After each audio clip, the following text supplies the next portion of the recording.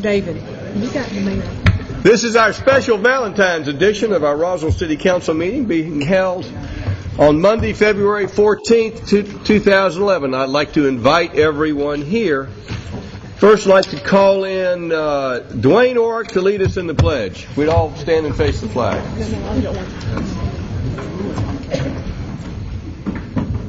I pledge allegiance to the flag of the United States of America and to the republic for which it stands, one nation, under God, indivisible, with liberty and justice for all. First, I'd like to bring forward all of the kids who participated in the Imagine Roswell competition. If you'd all come forward. All the kids come forward. Roswell is in the process of trying to imagine where we would be in 20 years. And there is no more imaginative group of citizens in Roswell than our children. And there is no group that's going to be more impacted by how Roswell develops over the 20 years. So we are very pleased to have their ideas.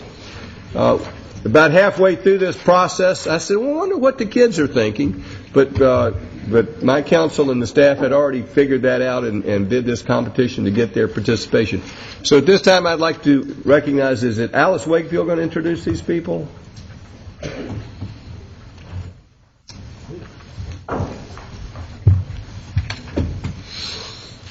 The mayor's correct. When we started putting together the planning process for the Imagine Roswell 2030 update of the city's comprehensive plan, we wanted to look at ways to have the kids to be involved in the process.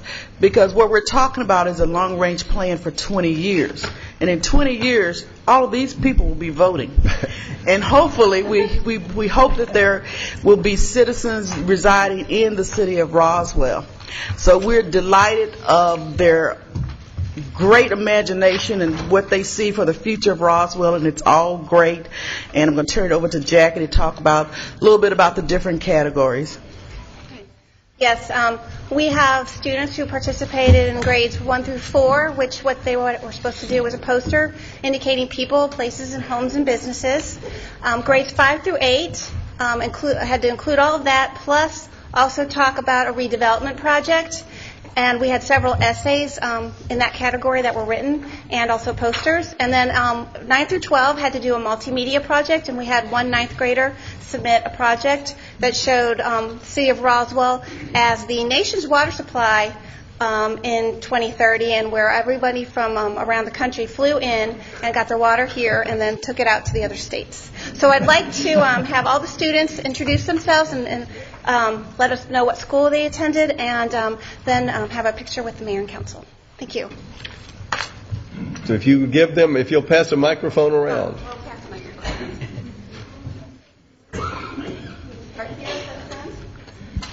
What do I say again? Your name is Jack, your name? All right.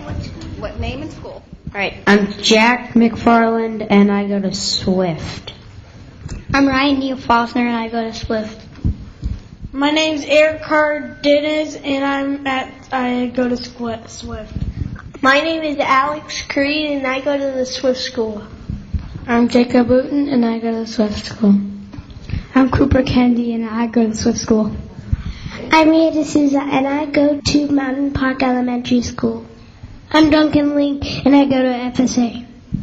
I'm Amita, and I go to FSA. That is Fulton Science Academy for the folks who are not familiar with that abbreviation. I'm Anika Purohit, and I go to FSA, Fulton Sunshine Academy. Sunshine Academy. All right, the grown-up version of Science Academy. I'm Joseph Murphy, and I go to the Cottage School. I'm Ryan Kennard, and I go to the high school Cottage School. I'm Sarah Chabot, and I go to the Swift School. I'm Chad Tremonti, and I go to the Cottage School. Let's have a hand for these kids. All right, Chancellor, let's get our picture taken. Now it's time for a photo op if you'll move. Yes, sure. Everyone's so excited. I'm going to have you hold my phone. Make sure you...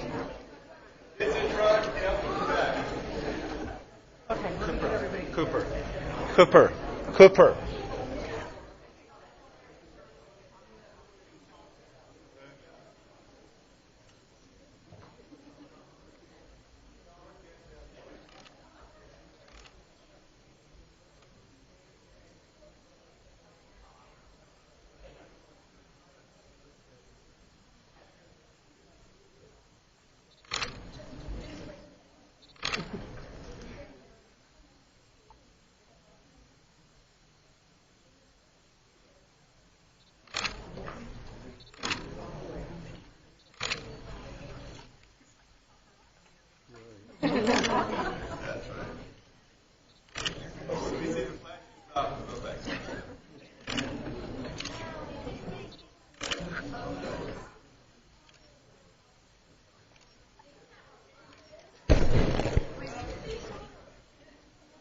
Good job. Okay, we're done. There you go. You're done.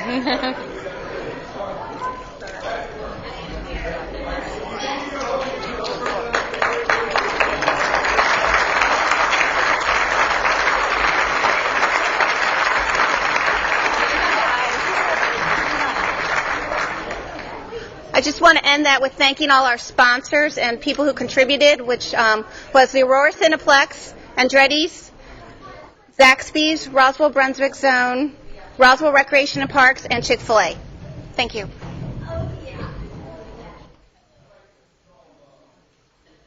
Next, I'd like to invite our former Chief of Police, Ed Williams, to come forward with some introductions. Then he has a smile on his face. Yeah, I do. Thank you, Mr. Mayor. Haven't been able to grow a beard for 35 years, so I thought I would give it a try. Thank you for this, Mr. Mayor, members of the council, and ladies and gentlemen. It's a privilege for me to introduce a man I've known for over 20 years, a police chief that I have come to admire, a man who is very accomplished, known throughout the nation in police circles, teaches regularly. I think for the last 10 years or so, he's taught at the International Association of Chiefs of Police Conference at every one of those conferences for about the last 10 years, teaches regularly at the Georgia Association of Chiefs of Police. I've learned an awful lot from my very good friend and the new police chief of the city of Roswell, Dwayne Orrick. Let's have a hand for Dwayne Orrick.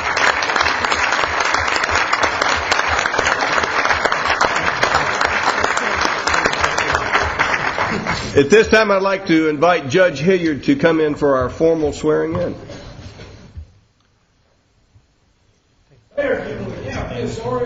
Absolutely. And I see Chief Howell sitting back there. He came just to be sure we were going to do this tonight. You want to hold this for him? Okay.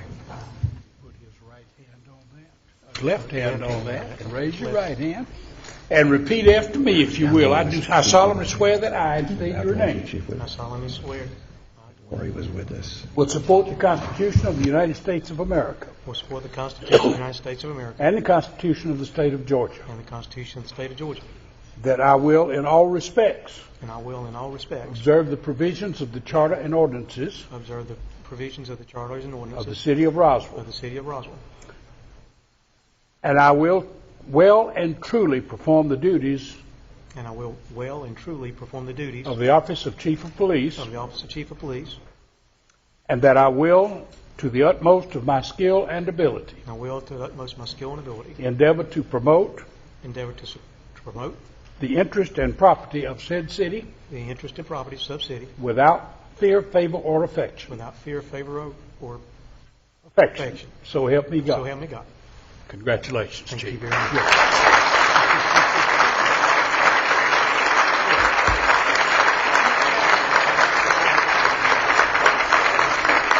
Dwayne, before you sit down, do you want to introduce those two young ladies that came forward with you? I'm sorry. The beautiful lady on the right, my right, your right, their left, is my wife Tina. Hi, Tina. And Kristen, my daughter, is on the left. Thank you. And I understand you have a son. I have a son, Alex, who's 19. He's in college. He had class tomorrow morning, and being a good 18-year-old kid, he didn't want to miss school. Welcome to Roswell. Thank you. And would you introduce our Executive Director of the Georgia Chiefs Association who's here tonight? I have Frank Rotundo, who's the Executive Director of the Georgia Chiefs Association.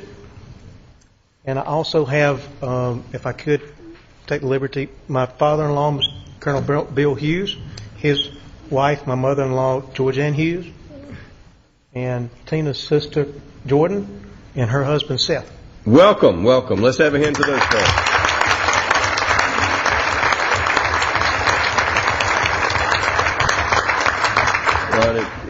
And now the floor is yours if there's anything you'd like to say.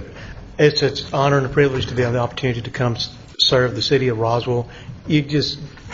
I've told people repeatedly, people that live here kind of get conditioned to it sometimes, but you just don't recognize what a great city you have here and what great police officers you have in the city. And it's just going to be an honor and privilege to come and work and serve. And anything I can do to help further this process, please don't hesitate to contact me. Welcome to Roswell. Thank you. Let's have one more hand for this young man.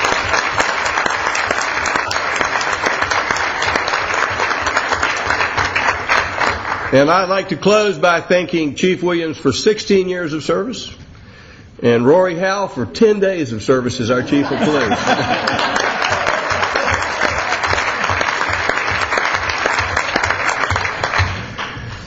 Rory who? And at this time I'd like to recognize the Martha Stewart Bullock chapter of the Daughters of the American Revolution for a presentation.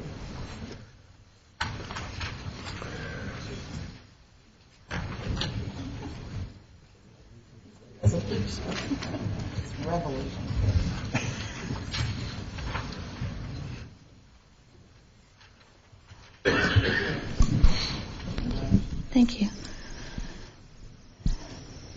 Hello, I'm Mary Simons. I'm the chairman for the Flag of the United States Committee for the Martha Stewart Bullock Chapter, Daughters of the American Revolution. Tonight I have our chapter regent, Mary Beth Kidd, member Lee Hiles, and Barbara Carlion with me tonight this evening to make a very special presentation. For those who don't know anything about the Daughters of the American Revolution, we are a non-profit, non-political women's service organization dedicated to patriotism, education, and historic preservation. We have a very special presentation to make tonight to the City of Roswell and to the Mayor for their many patriotic endeavors. And this certificate of award comes from the National Society. And I would like to ask the Mayor to come down. Well, let's get the whole council to come down. Sounds good. Couldn't do it without it.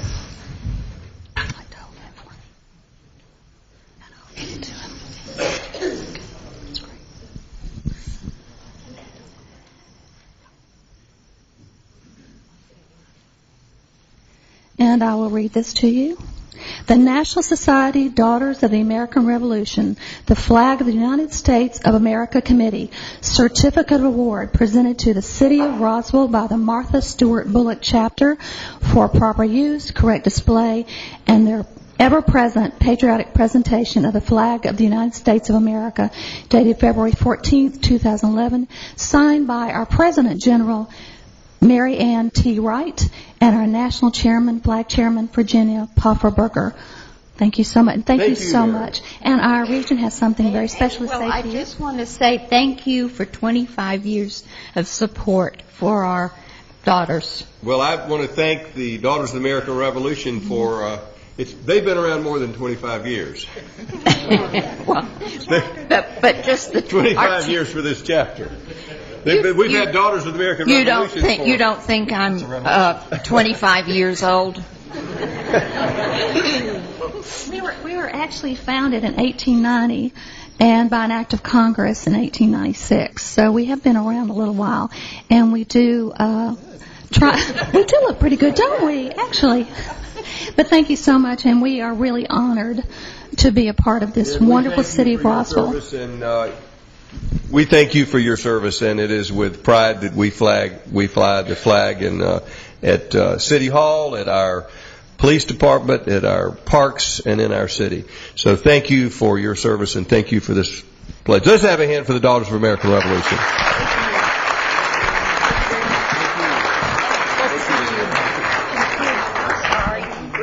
Group shot.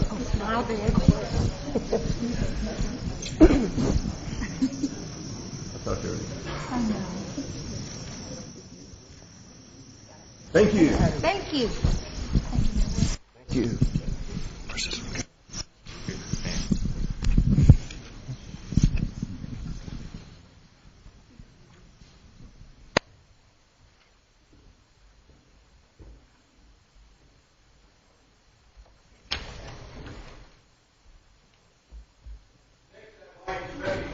Next, we'd like to recognize our Roswell Fire Department. So Chief Spencer, if you could come forward.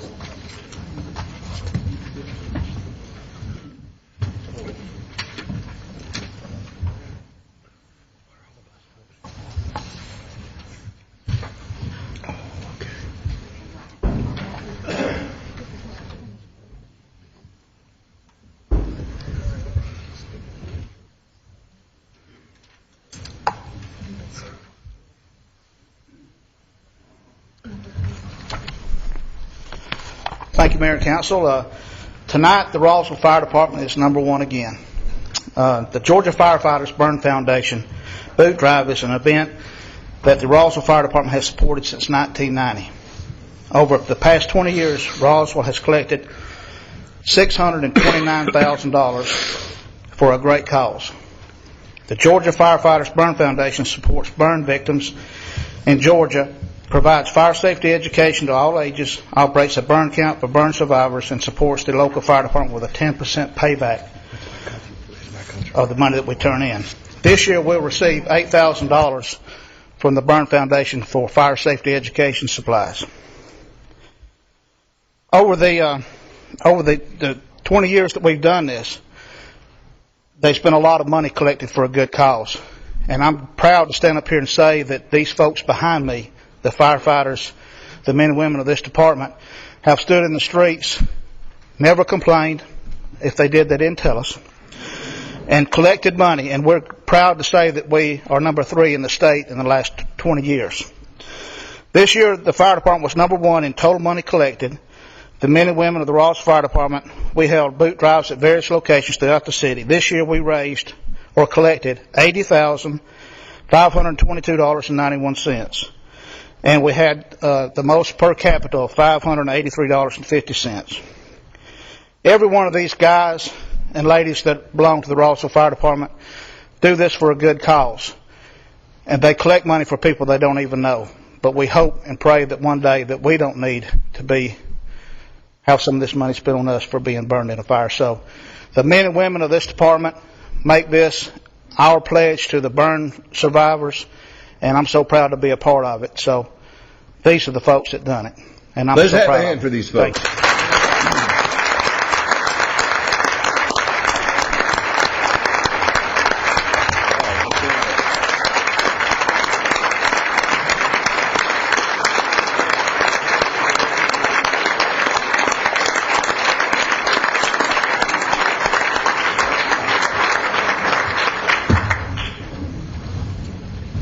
Oh, can we get a picture of Mayor? Absolutely. Before we get a picture, let me thank the fire department for their service to the community, not just in raising money, but for keeping Roswell safe. More important, just as important as caring for the folks who are burned, is preventing fires.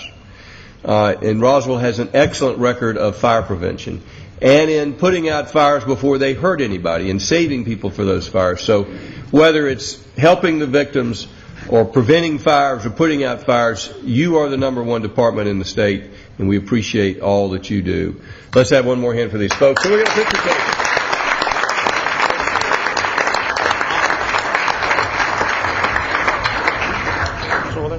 Take your trophies too, so we can get that. Maybe. If I can get this big group.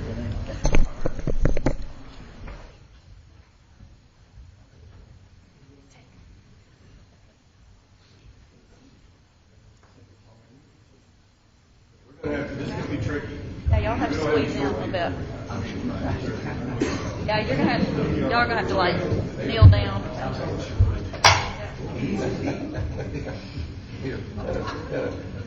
Okay.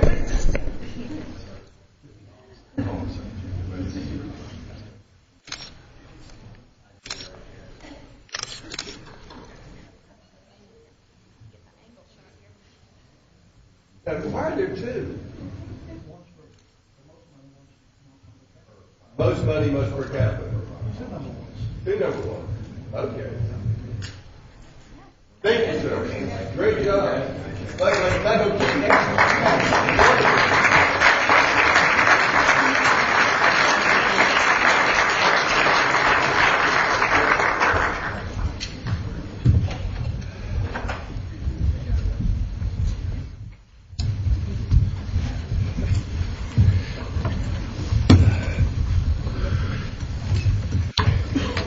We have a vacancy to fill on the Cultural Arts Board. I have nominated Kim Hutchins. Do we have a motion to confirm that nomination?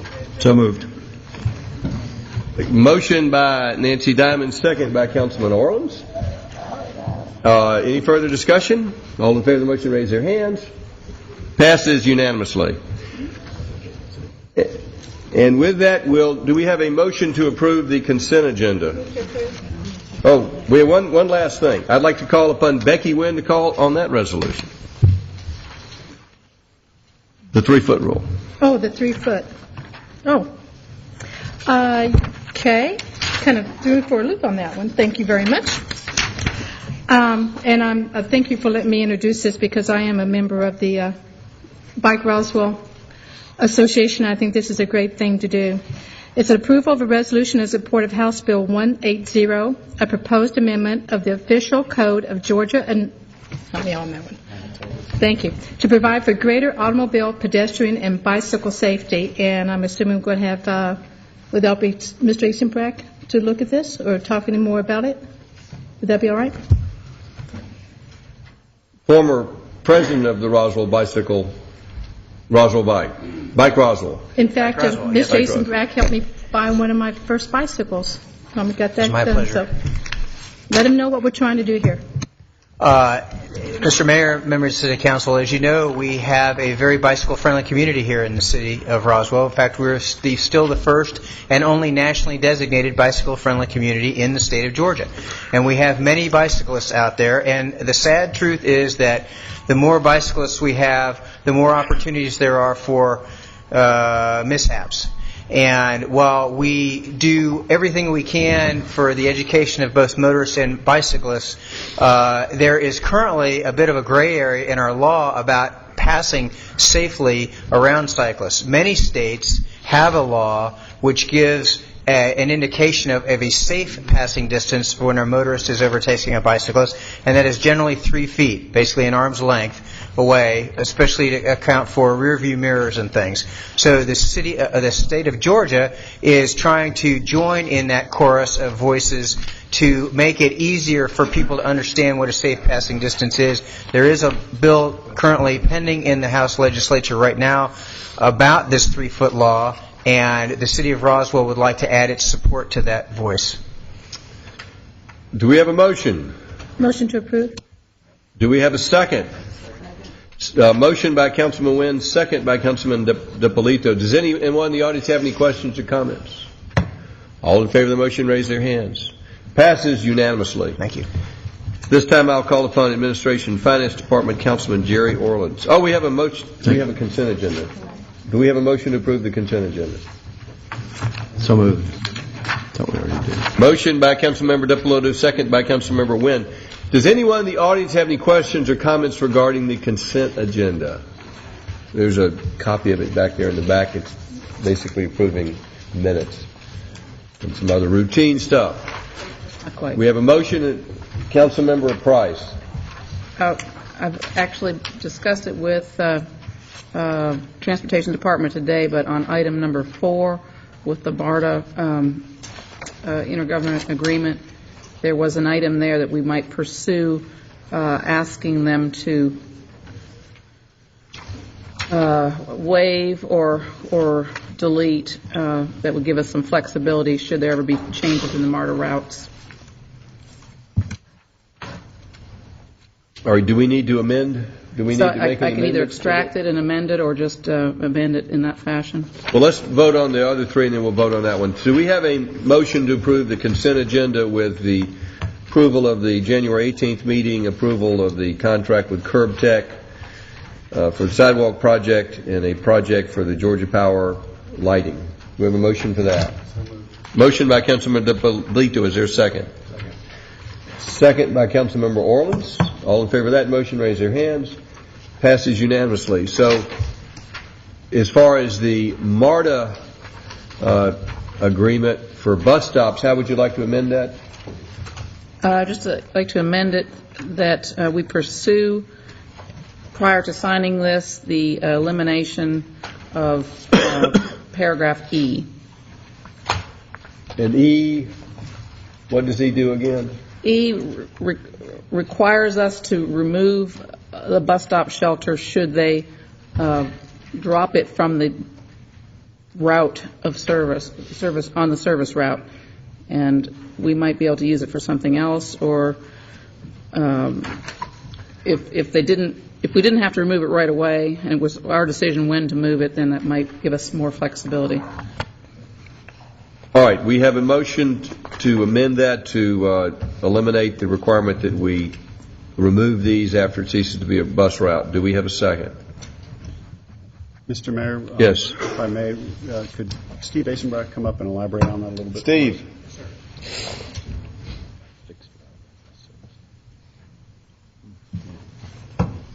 Yes, sir. Well, first of all, just for clearance, what streets are we going to have bus stops on under this proposal, just so we have an understanding?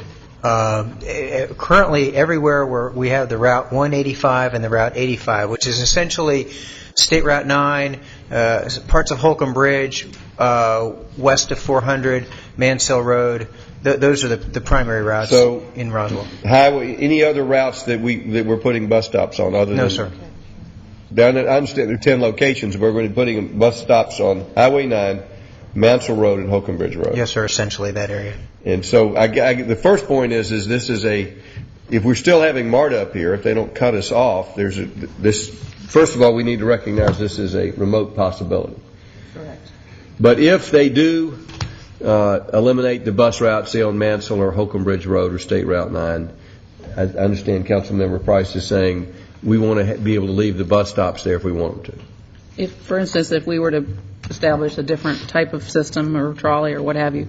Well, if we get to the jetpacks and the hovering buses, maybe we won't need this. But short of that, one of our Envision Roswell people to the hover to come pick you up. The Envision Roswell, one of them was flying cars, and I would really like to have the name of the person who suggested that. I think they have a great future here in Roswell. Kent, did you have a comment? I would just say we could tell them we'd take them down the same amount of time it took them to put them up. We'd be covered. All right. Other questions of Mr. Asenbrock? All right, we have a motion. Do we have a second? Could I get some clarification on the motion, please? Yes, sir. The motion is to eliminate the section that requires removal. Prior to signing it, to explore with MARTA that if we could eliminate that. If not, we just go ahead. Second. I have a motion and a second. Further discussion. Does anyone? Yes, Councilmember Wynn. Thank you, Mr. Mayor. I just want to make sure, was this already run by MARTA? It came from them. It came from them? So if we change anything, we'll have to run it back through them. We really can't do anything until we find out if they're going to want this alteration? I think the motion is to see if we can get them to change it. If we cannot get them to change it, is it my understanding that we would sign it anyway? Yeah, we'd proceed with or without E, preferably without E if they agree. Okay, thank you. Do we have a motion and a second? Any further discussion? Does anyone in the audience have any questions or comments? All in favor of the motion, raise their hands. Passes unanimously.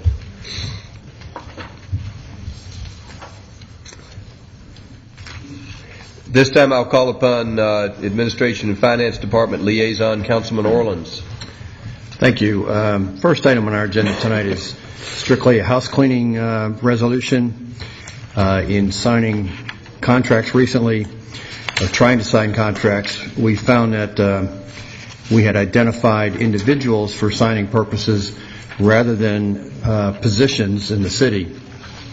So this resolution is strictly to clarify that and identify different positions rather than actual names of individuals such as a mayor, city administrator, and so forth. So with that, move for approval of the resolution.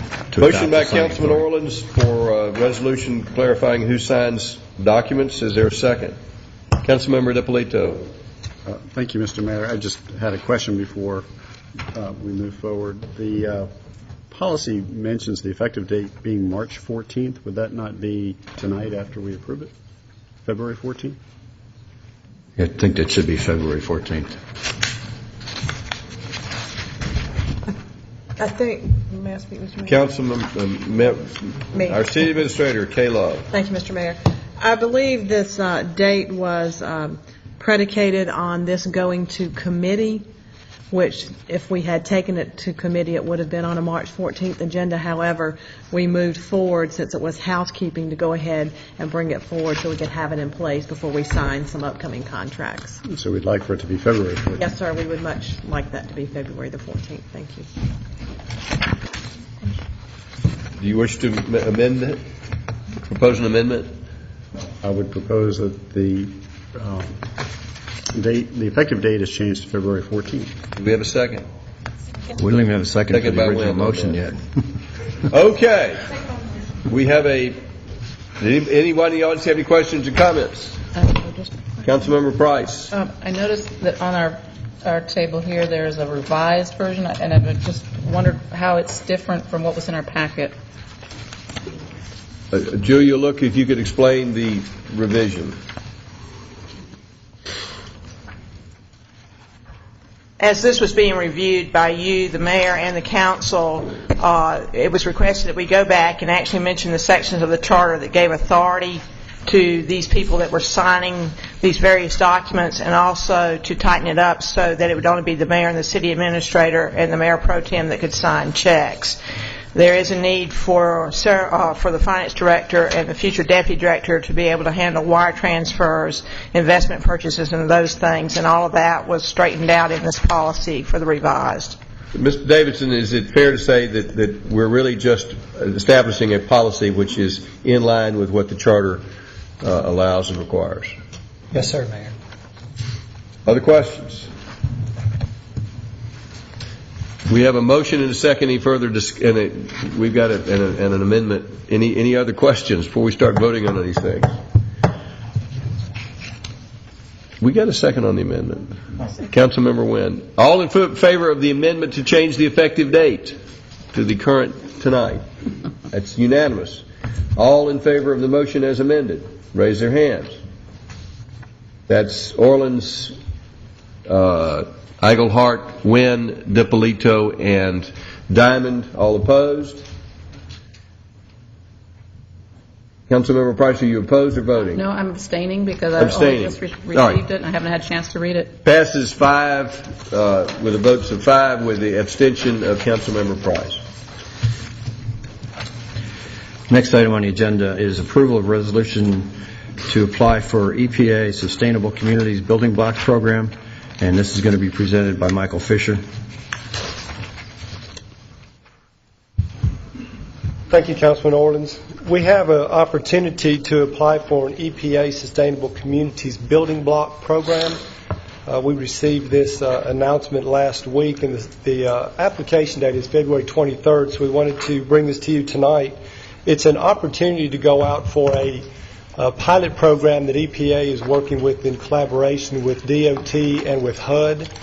They are looking for 20 local governments that would like to receive technical assistance in some different areas of interest. There are walking audits, parking audit, sustainable land use code audits, smart growth zoning codes for small communities and rural areas, commuter benefits, using smart growth to produce fiscal and economic health, complete streets, and climate action planning. Here at the city, we would like to move forward with applying for this technical assistance in the area of parking audits. We're currently, as you all are well aware, going through a parking analysis and a parking study right now. This would provide us, if we're so chosen by EPA, an opportunity to have some technical assistance in the areas of on-street parking, shared parking, or possibly paid parking. So it's handled basically like a grant, but there are no expenses to the city. This is something they would provide, just some technical assistance. So we're looking for a resolution tonight that we would be approved to try to apply for this, and then if chosen, would come back to you and let you know. So, see if I've got this straight. It's not a grant. What they would in essence they'd furnish staffing to help us research and come up with recommendations. It's sort of they would serve as consultants to the city. Correct. They're wanting to do it with 20 communities to start with and then possibly open up more technical assistance in the future. So this is kind of an opening pilot project, if you will, for that. Thank you. Does the council have any questions? Councilmember DiPolito. Thank you, Mr. Mayor. How would this tie into the parking study that we're currently doing? What they would do, there's several things that the local government would have to do, providing data, providing ordinances, providing any information that we have regarding parking. Their technical assistants will look at some of the different focus areas like the on-site parking or street parking. But then they also look at what we're doing and compare that to some of the national practices. And then ultimately, when it's all said and done, after they have community input, they would leave us with a manual of parking practices based on what we're currently facing here within our city. So they would actually take that study, kind of pull all that together technically for us, and leave with hopefully some steps or practices that we could go to in the future. All right, so this would expand on what we're currently doing and provide us with some greater input as to It actually solutions. gives us some national eyes looking at the data that we're currently developing right now. Yes, sir. Okay, thank you. Any other questions? Do we have a motion? Move for approval of the resolution to apply for the Sustainable Communities Building Blocks Program and submit the letter of interest. Motion for approval by Councilman Orleans. Is there a second? Second by Councilmember Diamond. Does anyone in the audience have any questions or comments? Any further discussion by council? All in favor of the motion? Passes unanimous. This time I'll call upon Community Development Liaison, Councilmember Betty Price.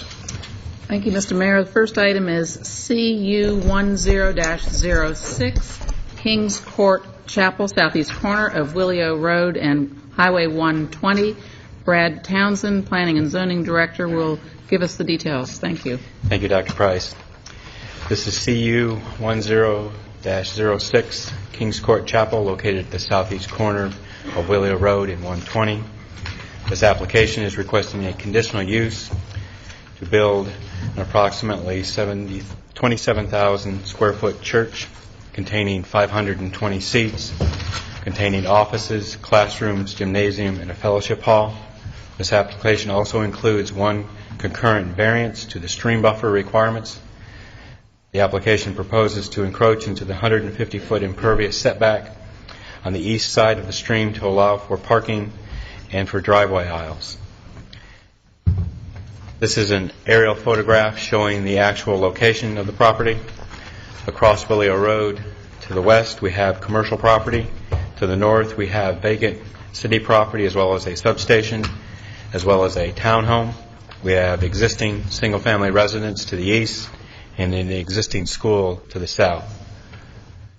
This is the current zoning designation of the subject property, showing the zoning categories of residential to the east and south, commercial to the west across of Willio.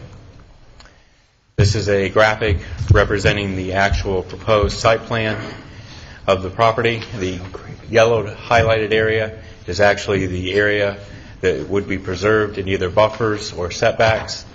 The blue location is to where the stream is located. That is also included where there are Georgia power lines in that location. The building is located up on a hill. They have to meander the road up to make the grade up the slopes. The parking is on the front, side, and rear of the property. There are 25-foot buffer setbacks all around. The building is located 100 feet at one corner and over 140 feet at the other corner from the rear property line. There were two recommended staff conditions which were included in your packet that referenced the site plan that was approved, as well as that the outdoor play area would not encroach into the 25-foot buffer. There were two additional conditions that were emailed out to Dr. Price. These conditions relate to the parking lot lights in the rear to make sure that they are turned off at a appropriate time, as well as that the proper safety is maintained for this location. The next condition that was recommended to be added deals with the fences being extended to the northern and southern property lines, so it completely encloses that area, and that there goes through the buffers on the north and south of the property. This application has been recommended by approval by staff. The Planning Commission reviewed this application, recommended denial. In summary, staff recommends approval of the application. Does the council have any questions? Thank you, sir. This time, I'm sorry, Councilmember Wynn. Just a clarification, the Planning Commission denial was on the original site plan and not on the revised site plan. Am I correct? That's correct. Thank you. Councilmember Eichelhardt. And kind of related to that, will the applicant deal with the changes in the plan? Are you going to address those at some point? I'm sure he can go through the details of the changes from Planning Commission to tonight's plan. Because I'll have, at whatever point, the question about how that all vehicles coming out of the one single egress and ingress point, how that impacts, the traffic there, and whether Steve or whomever needs to address that. Steve will be prepared to thanks. discuss the traffic issue this evening. Yes, Councilmember DiPolito. Thank you, Mr. Mayor. Mr. Townsend, how many stories is the proposed church? 2 stories. 2 stories? 2 stories. Approximately how tall is that? It's allowed to be a maximum of 35 feet, but any steeple is allowed to go over the actual height. Steeples aren't included in our height requirement. Okay. But the general building, your understanding is? It's a gymnasium on one side that I think has probably the flat roof. I guess the applicant can probably give us more information regarding that. There were several questions brought up by the engineering staff that there weren't answers to. They were just kind of brought up as questions. One has to deal with the water quality and the detention. There was a request to have that waived. Has that been agreed to by the staff? Can somebody elaborate on that for us? That scenario will be handled at the LDP, the Land Disturbance Permit timeframe. The staff has been aware of that situation. Prior site plans included parking as well as access on the west side of the buffer area. That has been eliminated from the plan, so there's going to have to be some readjustment as to where the drainage is going to sit.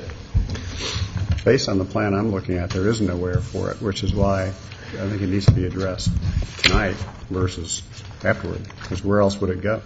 I'm sure their engineer will be able to speak to where they're looking to put the drainage. Okay, maybe we can get some more information from the applicant on that. There's a note in here also that says the grading in the floodplain requires compensation. What does that mean? You know what that means, Brad? I'm sure Brad knows. Not this Brad, that Brad. Okay. Sorry. All right. Then there was discussion at one point about a cross-access easement potentially with the day school. Did those conversations occur to your knowledge, or is that another question for the applicant? I know those conversations have occurred. From the understanding on my part, the staff vehemently asked them to look into cross-access to the townhomes as well as to the school to the south. Both property owners wanted nothing to do with having access onto their property. All right. So, but the adjoining property owners were requested to participate in that, and they were not interested. Right. Okay. There were a number of questions or comments here about the steep slope analysis, and just the fact that there were some discrepancies. Are any of those discrepancies material, or are they just notes that can be addressed? Those have actually already been cleaned up. They have been cleaned up? Yes.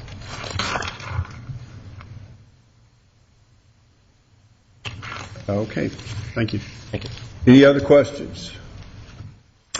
This time we'll hear from the applicant.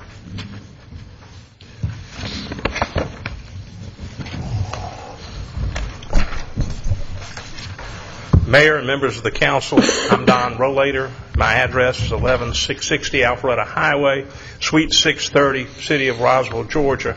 I'm here tonight on behalf of the applicant, Kings Court Chapel Church. I have with me tonight Brad Ripple of AEC, who I'll have him address Councilman DiPolito's inquiries in just a moment. and also Pastor David Akindaju, who is the pastor of the church. Also, we have in attendance tonight several members of the congregation. I would ask them to just briefly stand and be recognized. If you're members of the congregation. Thank you. As a little bit of background, Kings Court Chapel has been in Roswell since 2003. They meet on Oak Street in a little old office area over there, and they've outgrown them. They're a place to be. About 200 members now, mostly young professional people with children. They have come and selected this site owned by Mr. Herb Coleman as a place they would like to relocate their church. This application is not a zoning application. It's a conditional use permit for the property at the corner of Willie O and Highway 120, and it's a request for a variance to locate some of the parking inside the 150-foot stream buffer. The property is 5 acres of land. It's zoned R1, and it will remain zoned R1. There's a stream crossing the northwest corner of the property, as well as electric transmission lines. The portion of the property located within the stream buffers impacts the developability of the property. There's a retail center on the west side across the road, St. Francis Day School on the south, River Ridge Subdivision on the east, and townhomes, city-owned property, and a substation to the north. The property is located on a multi-lane divided median highway in a mixed-use area. This property cannot be reasonably developed as a single-family subdivision with those items it has to deal with. Development of this property, according to the city's analysis, will cause the loss of one specimen tree. The applicant intends to develop a church. The building is about 27,500 square feet. It'll seat 520 people, have 153 parking places. The density of that development is 4,744 square feet per acre, a very low density. The church will be a 2-story structure. It's located in the southeast quadrant of the tract. This is the third revision of the site plan that the applicant has provided in order to try to meet as many concerns of the neighborhood as it possibly could. At its closest point, the building is 100.18 feet from the east property line. And at the southeast very corner of it is 141.27 feet from the property line. There's a 25-foot required undisturbed buffer along that east property line where River Ridge is. Additionally, there will be a 6-foot wooden fence and a retaining wall located along the east line. The wooden fence, according to your condition, will be running the entire length of that line. The retaining wall will be less than the entire length of the line due to the topography. There's one access for this property. It's on Willie O Road at the southwest corner of the property. We've had many discussions between Brad Riffle and the Transportation Department, and we feel this is the very best way to access this property. It eliminates a nightmarish long, ugly driveway running through the floodplain and an access on 120 that some people have classified as nearly suicidal. So we're glad to be done with it. Of the parking places, of the 153 of them, 24 are in the 150-foot impervious setback along with the dumpster pad. One of the things we did is move the dumpster so that it was as far away from the neighborhood as we can get it so that it causes less upset. The city commonly allows a variance to permit parking in drive lanes in the 150-foot impervious setback. We don't have anything but a crossing that's inside the 100-foot setback. The applicant is in agreement with all 4 conditions that are proposed by the staff. The applicant notes the following things in the staff report. A request for a church is suitable in the area. The proposal may not adversely affect the adjacent or nearby properties. It would be unlikely that a single-family development would be built on this site. The proposed church will not cause a burdensome use on streets, transportation facilities, utilities, or schools. The existing conditions on the property, being the stream, the Georgia Power easement, may make it difficult for a single-family home development. The zoning of the property will not change. A church may fit into the mixture of existing uses. That's just some of the comments that I've extracted from the staff report. What I'd like to do right now is stop my presentation, and these 4 points or 5 points or so that we've had inquiry about, I'd like for Brad Riffle to address those from the engineering standpoint. I'm going to stand here and remind him what they are. When he Since he's comes over forward, 30. I do have a question about the parking within the 150 feet. Now, have y'all looked at pervious parking within that area? And if you did, why was that rejected?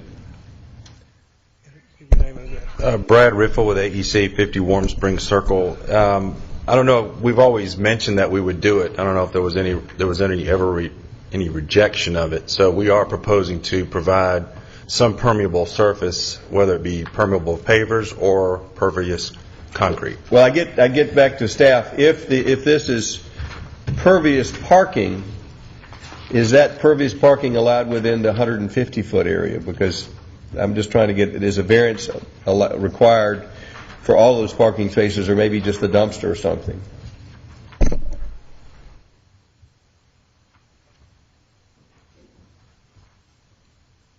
To allow for the parking in that location, they would have to get relief from the mayor and council, but to make it so it would drain is preferable by staff.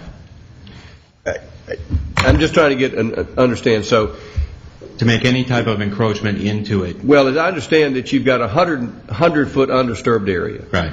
150-foot, it's no impervious surfaces. Correct. So if the parking is pervious, how does that fit within the rules? I'm just, does it? It might. I know that we commonly allow roads to cross. Yes. The 150-foot buffer. Mm-hmm.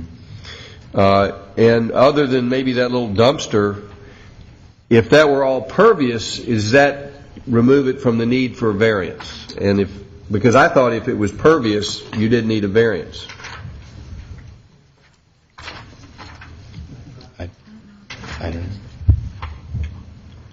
I don't know, Mayor. Well, why? As we're going through this, maybe you can research that. Okay. And I don't know what the rules are. I know the general rule: no impervious surfaces, other than commonly you can cross it, but you can't build on it. But if it's a pervious surface, does that remove the need for variance? And so you can look into that. That was my question, and I'm not sure we know what the answer is. But you're telling me now, Mr. Rollator, what portion of this parking, just because my plat doesn't show pervious or impervious, if you could get the plat and show us, just for clarification, what portion you plan on making pervious parking, just so we're all working from the same page here.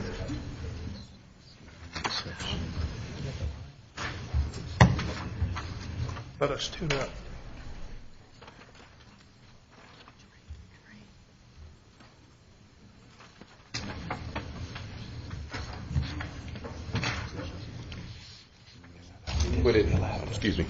We would at least be doing the area. This line right here defines the 150-foot area. We would at least be doing it from the back of these parking spaces forward. So basically filling up the drive lane and these parking spaces, and then of course all of this area right here.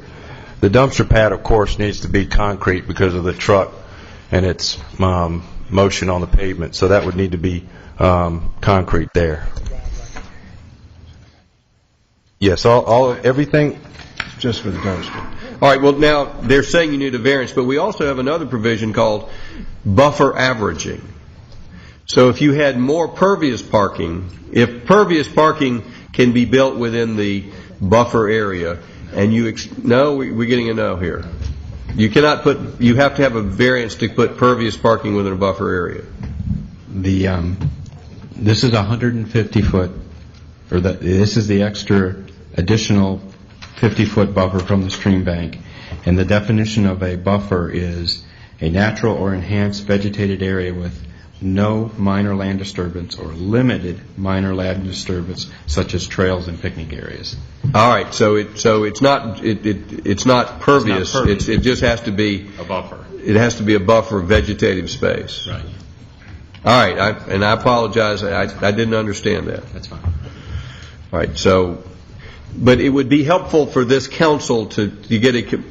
I don't know what this council's decision is going to be, but if pervious paving is going to be part of this, and the impact on the area is important, it would be nice to have a commitment from y'all of what you think in the way of pervious pavement is going to be for this council to know, because to say, well, maybe here and maybe there typically is not a commitment.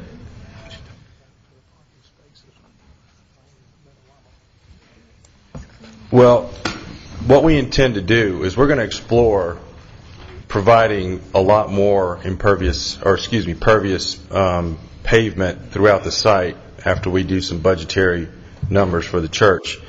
But at the very least, it's going to be, again, from the back of these parking spaces, in here, this in here, throughout here, and all through here. And if we need to, maybe we can go down the drive to a certain point. This is going to have a good amount of slope to it, so I don't know if the pavers or porous pavement would hold up on that slope. It likes to be on a flatter surface. Okay, does the council have other questions? Well, I know you've got your presentation, but follow up on pervious paving. Any other questions about pervious paving while on that subject? Councilmember Wynn. Not so much a question as Mr. Riffle and I just had a conversation about the stormwater utility fees, so I think that might be an incentive for them to look at in and off pervious surface. It might be a little in the front end, but you'll save some money in the long run. We're definitely going to explore it for them. Yes. All right. I'm sorry for the interruption, but it was sort of I wanted to address that point because it wasn't clear in my mind what the rules were.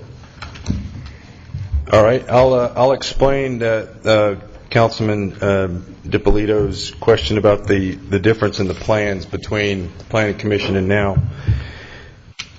This rectangular space right here is the gymnasium.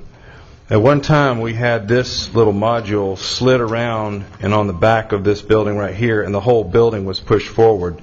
That was causing the building to be right at the 50-foot building setback line back here.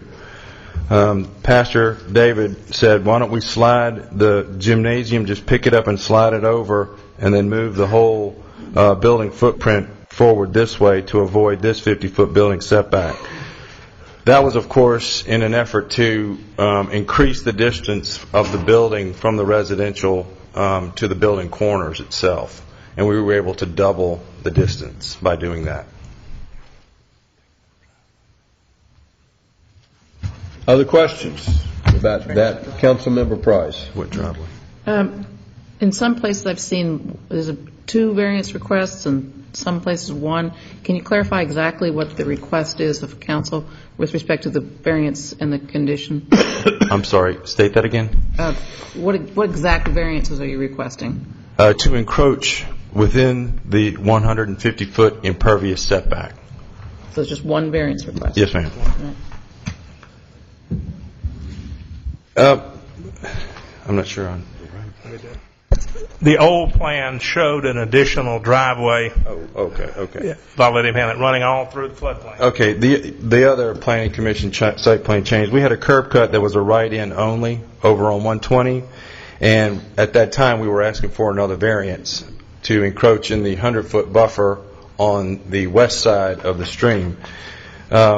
By allowing us to access or have a full curb cut on Willio and working with the Roswell Transportation Department and allowing us to have full access, we were able to eliminate that drive going through the buffer and accessing 120.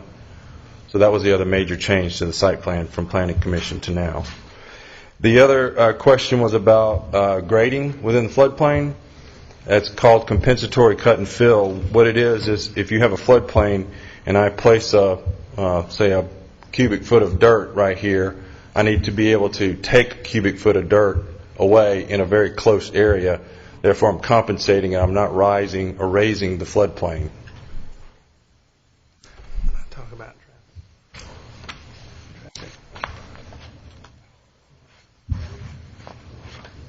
The detention waiver. This site is, if I got to recall back to November, but it's probably half of 1% of the entire watershed that drains through this area. This is quite a stream right here. So the entire watershed goes way up, and it's a couple thousand acres. So we are, again, less than a half of 1%. When you're on the floodplain and you can release your water, what we're going to have to do through the land disturbance permitting process is go through everything we do through a standard hydrology stormwater management report. We're just going to have to prove that our discharge won't have an effect on the entire watershed, which we know we will accomplish just based on the minute size we are compared to the watershed and the flow coming through. Yes, Councilmember DiPolito. Mr. Mayor, what about water quality? How is that? We're going to have to abide by, of course, all of the water quality standards set forth by the state. We're exploring a few alternatives, the whole thing being porous pavement. There are several underground systems that are groundwater recharge systems. So we will be adhering to all of the water quality standards that we have to. Right. So you'll meet the water quality, but you want a waiver on the detention? Right. Is that the request? That's correct. Thank you. The detention, if constructed, would cause additional land disturbance near the floodplain. So the AEC believes it's in the best interest of all concerned to not disrupt it and build that when it will meet the standards without a specified detention pond. That's the goal there, because it's on the floodplain.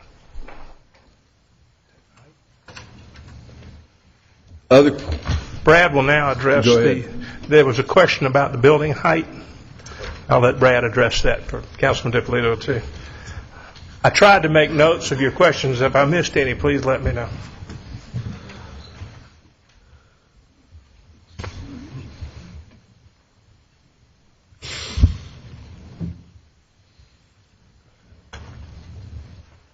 These are brand new elevations that we just received. These are really hard numbers to see, but the steeple right here, that says 41 feet, and the rooftop here is at 39.8, and the primary portion of the building is at 26'8". This part right here. This is another elevation. This is actually what will look towards the residential area. This low part is again at 26.8, and this little higher part right here is at 28.8.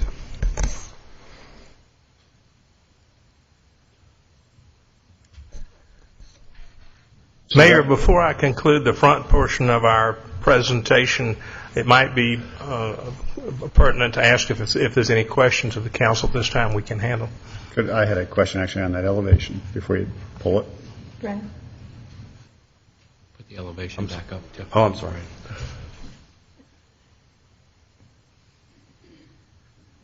It's a little hard to tell from the elevations because that area behind the steeple is kind of skewed. That's a high roof, I guess. Is that because of? That's the roof over the sanctuary. All right, but that's actually not permitted. Would it be permitted, Mr. Townsend? Less than 35. It's done on a percentage basis, can be above a certain height? I understand the steeple because it's just a small structure, but that's a roof.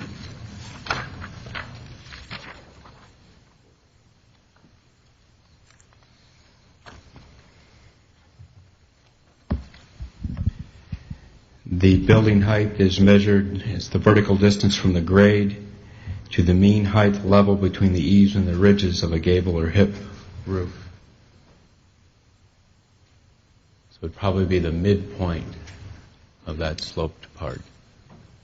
Would have to be less than 35. The highest point is how high?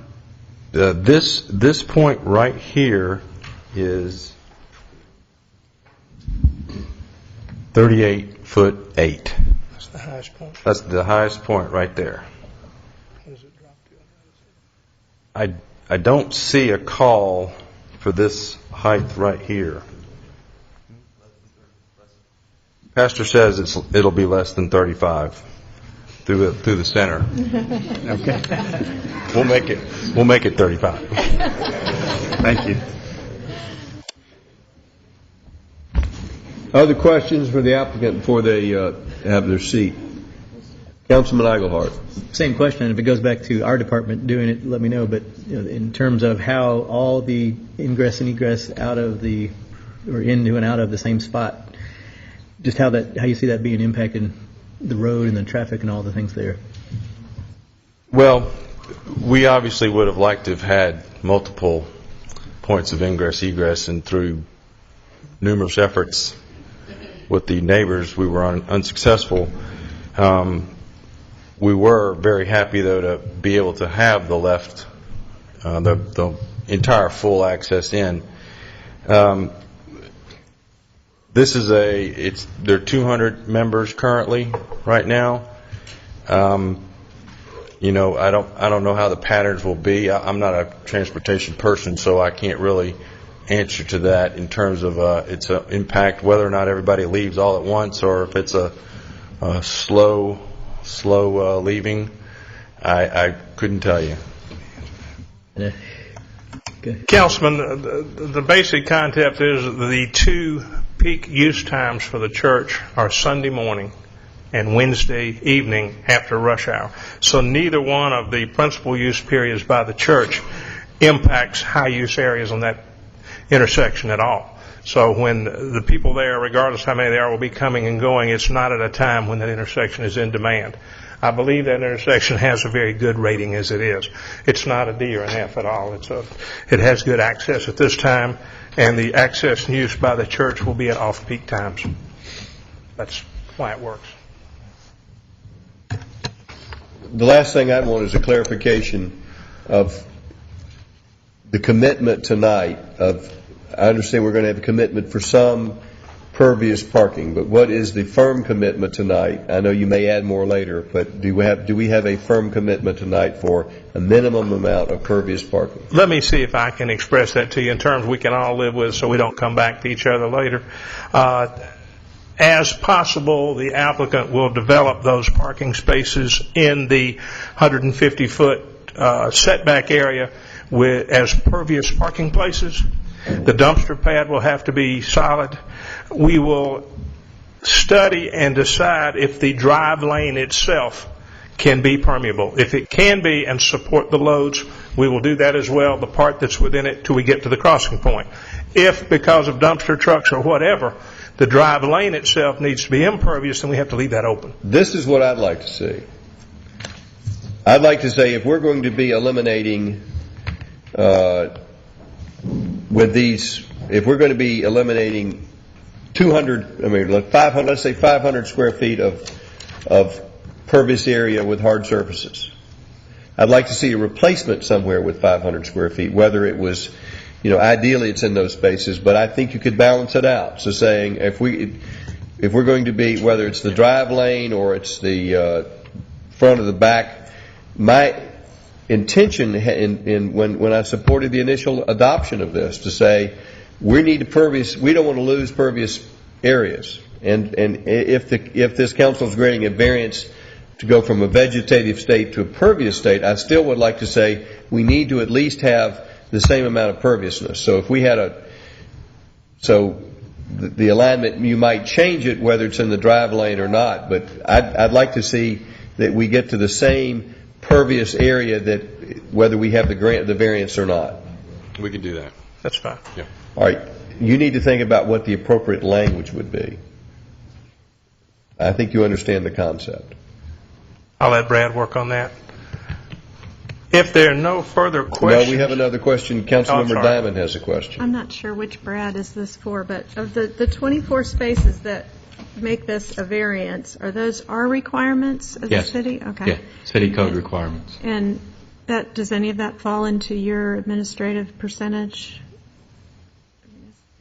If they don't need that parking, how far off are we?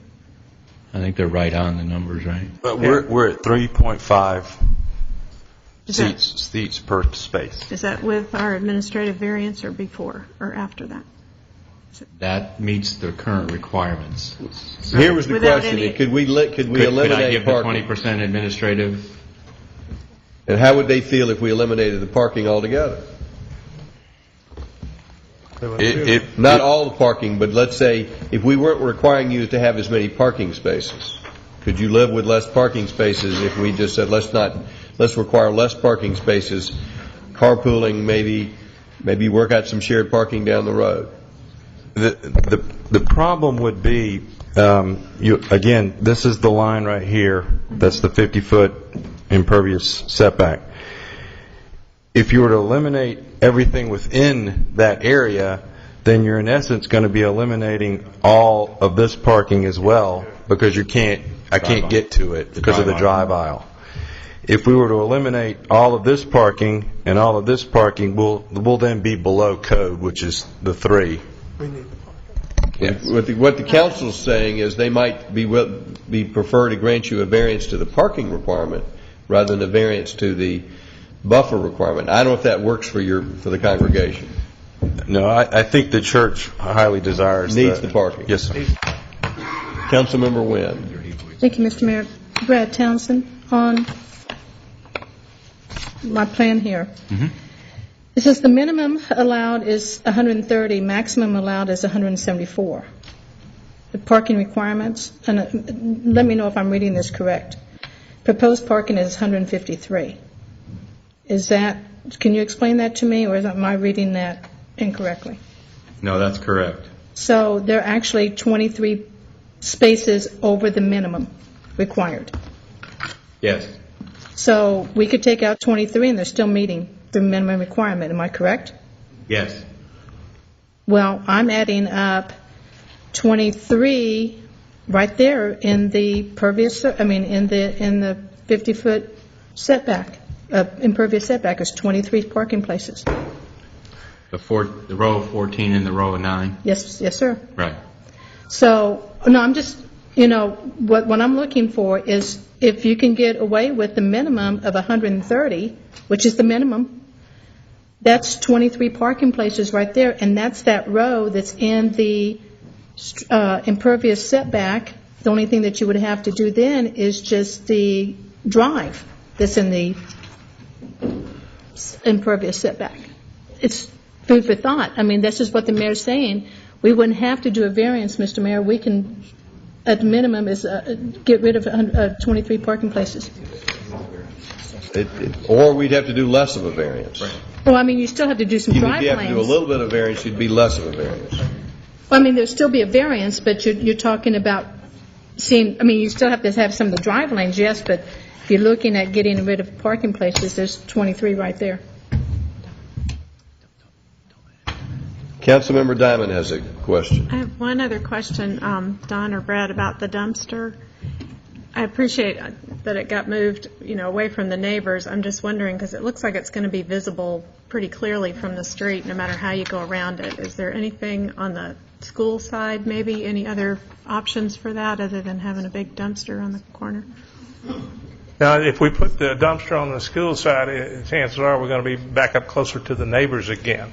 The parking requirement at 153 is reasonable and useful for the church. If you take out all those spaces in the 150, then you also lose the drive lane, which loses you the access to the spaces on the other side of it. Basically, if we're going to have a growing population, we need 153 spaces, which is right in the middle of the city requirement. Are you thinking something along the lines of this, perhaps, in red? I guess it depends on how you hide it from view. I'm not sure. I mean, that looks like it's right on the street as well. Isn't that what we usually try to obscure? There'll be a considerable amount of tree save in this zone right here,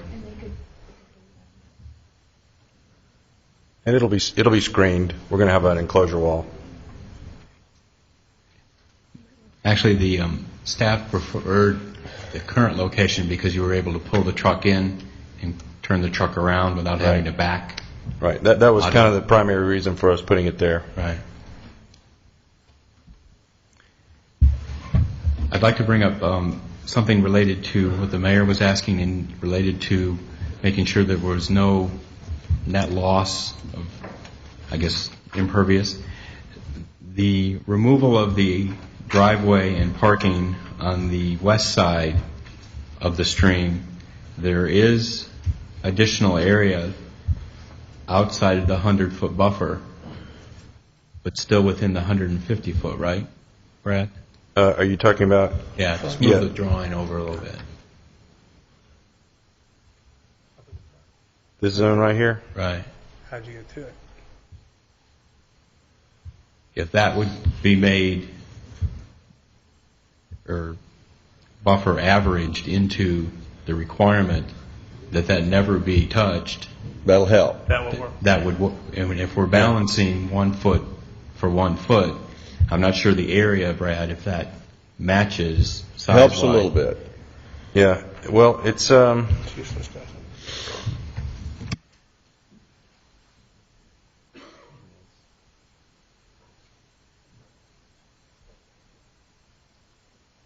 zone right there.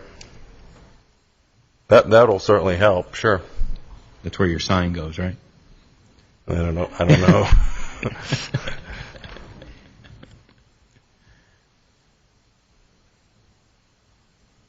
The only reason I didn't draw over here is because this is another Georgia Power easement, and of course we can't count that zone right there.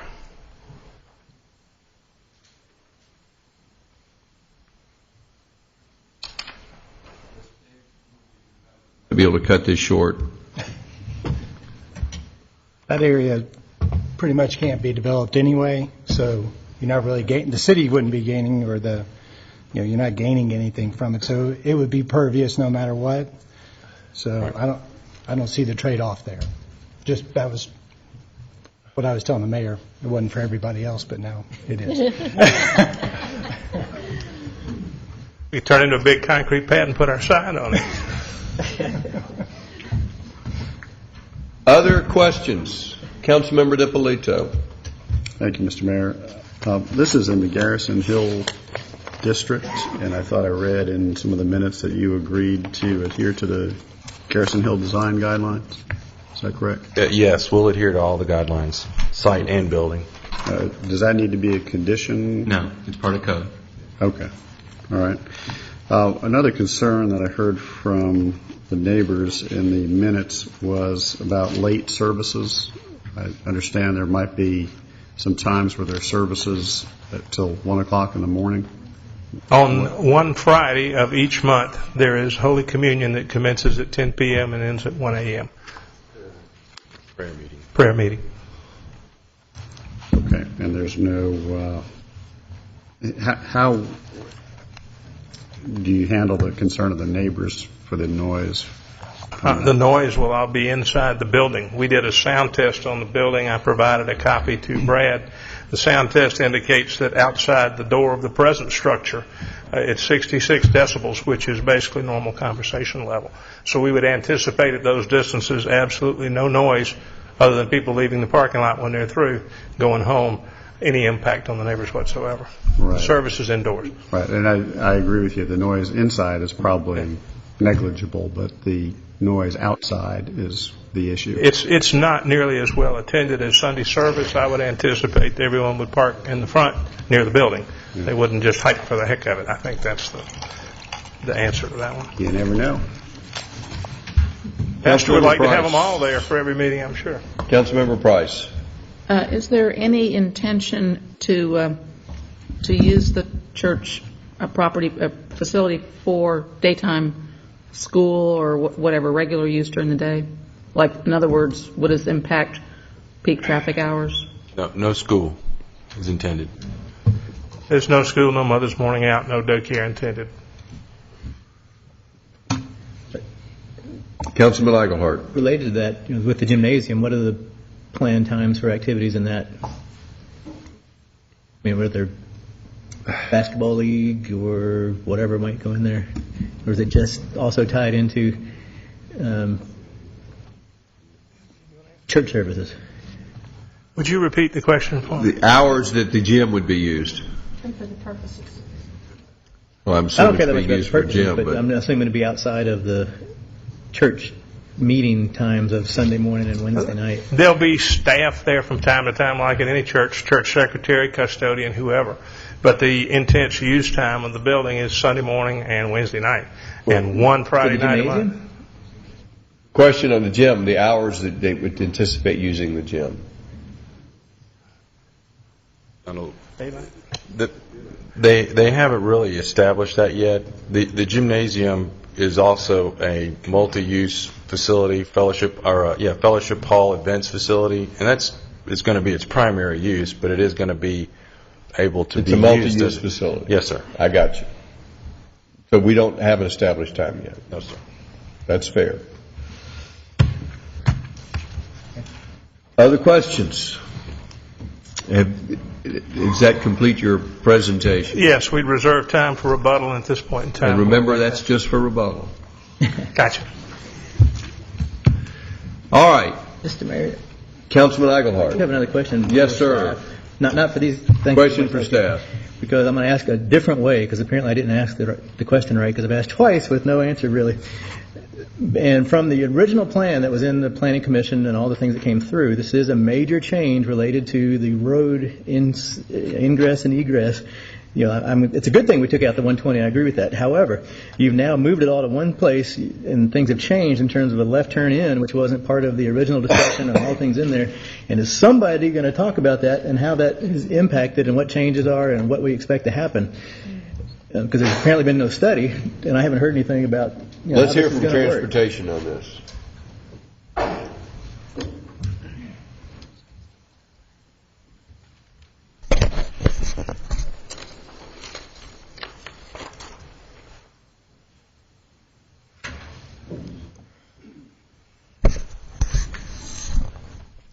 We have done some AM and PM weekday traffic counts this past year, and the key time period is the weekday PM peak hour, and during that time we have about 225 cars making a left turn going northbound to westbound. Going north on Willio Road and then making a left turn and going west on 120. There's about 325 feet of frontage along Willio Road to the property line. And I wanted to show a series of sketches.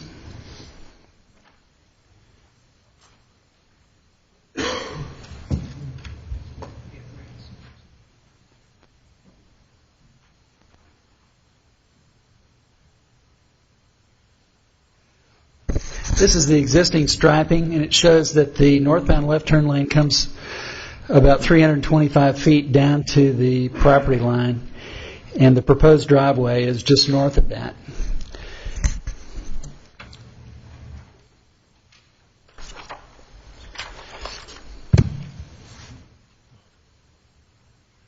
Striping could be changed so that the two-way left turn lane that's to the south could just be extended a little bit further north. That could be used in two ways: as an extension of the northbound left turn lane during the evening peak when it's needed, and also as a left turn lane to get into the site on Sunday during the off-peak times. We don't think there'll be a queuing problem. We think that'll handle the traffic during the weekday peaks. And we'll also provide an opportunity for left turns into the site on Wednesday night and on Sunday morning. That's all I have to say. Councilman Eichelhardt, any other questions? Thank you. That's the first explanation of what was put forward as I think a major change from what was originally discussed, with no other explanations. Thanks. Any questions for staff or the applicant before we open it up for public comment? Councilmember Price. I'm just curious about the sidewalks. I think there is an existing sidewalk on the Willio side, is that right? But not one on 120. But the plan shows for the applicant to put one in. on 120, is that correct? Yes. And what's the reason for that? We require all developments as part of land disturbance to put in sidewalks, which do not have, where there currently are not sidewalks, we require them as part of code. But there's one on the other side. Who put that in? The other side of 120 or the other side of Willio?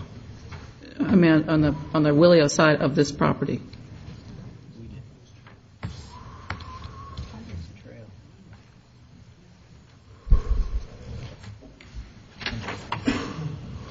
That's where we had the multi-use trail, that T project, several years ago. So we have a multi-use trail on the east side, 10-foot multi-use trail, concrete, and there's a 5-foot sidewalk on the west side. So it's there now. The property side already has a multi-use trail on it.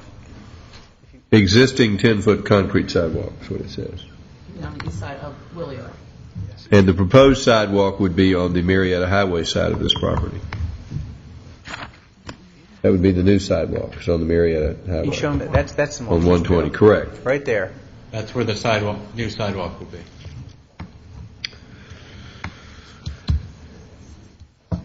Any other questions?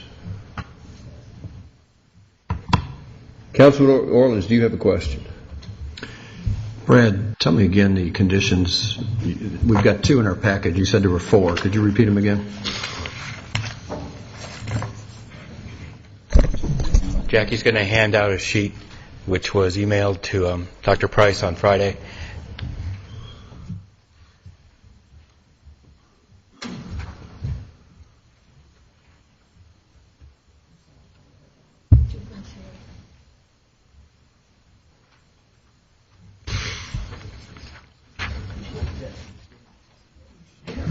These conditions were also emailed to the applicant and was aware of them prior to this evening. And they're in agreement to them? Yes. The other 2 conditions deal with the parking lot lighting being turned off, but allowing them to have security lighting in that location. And the 4th condition relates to the extending the 6-foot fence to the northern and southern property lines.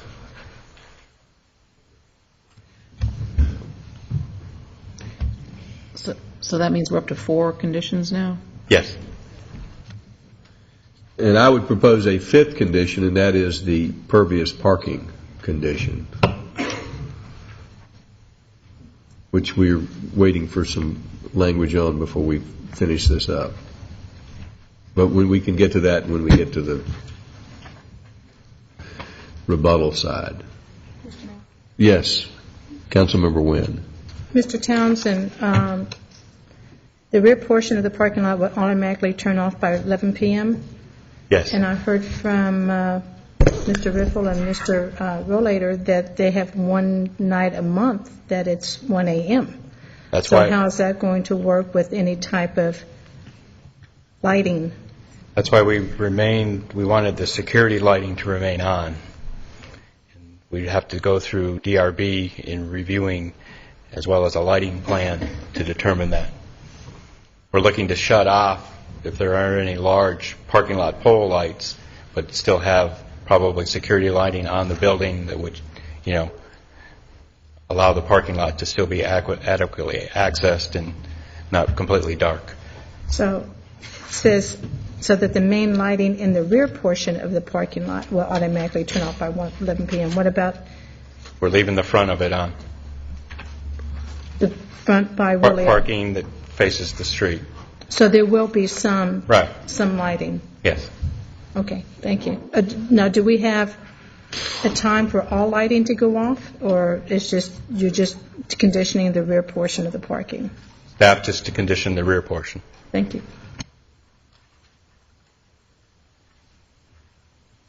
Other questions? I think we're ready for the public hearing. No, one quick. One more question. On page 13, under department comments, have all those been satisfied, or do any of those rise to the level of additional conditions that might need to be considered? And also, I was curious on the next page, the fire flow test, for example, has that been performed already, or is this these subsequent steps beyond tonight? These are usually given to the applicant to be able to make them aware of certain requirements that they will have to do prior to LDP and of the land disturbance permit. Most of these have either been addressed or will be addressed prior to that issuance of a land disturbance permit. And no, they do not rise to a level of a new condition. Thank you. Any other questions? All right. If you would like to be heard, I'd like to, we want you to fill in a speaker card before you leave tonight. But if you'll move to the front rows, I want to try to call on the people who want to be heard. And if you'll raise your hand, come forward, give us your name and address, fill a speaker card in before you leave. Come forward, young man. And if you also want to speak, be moving to the front. It'll move things along quicker if you're toward the front and I can recognize you. Name and address.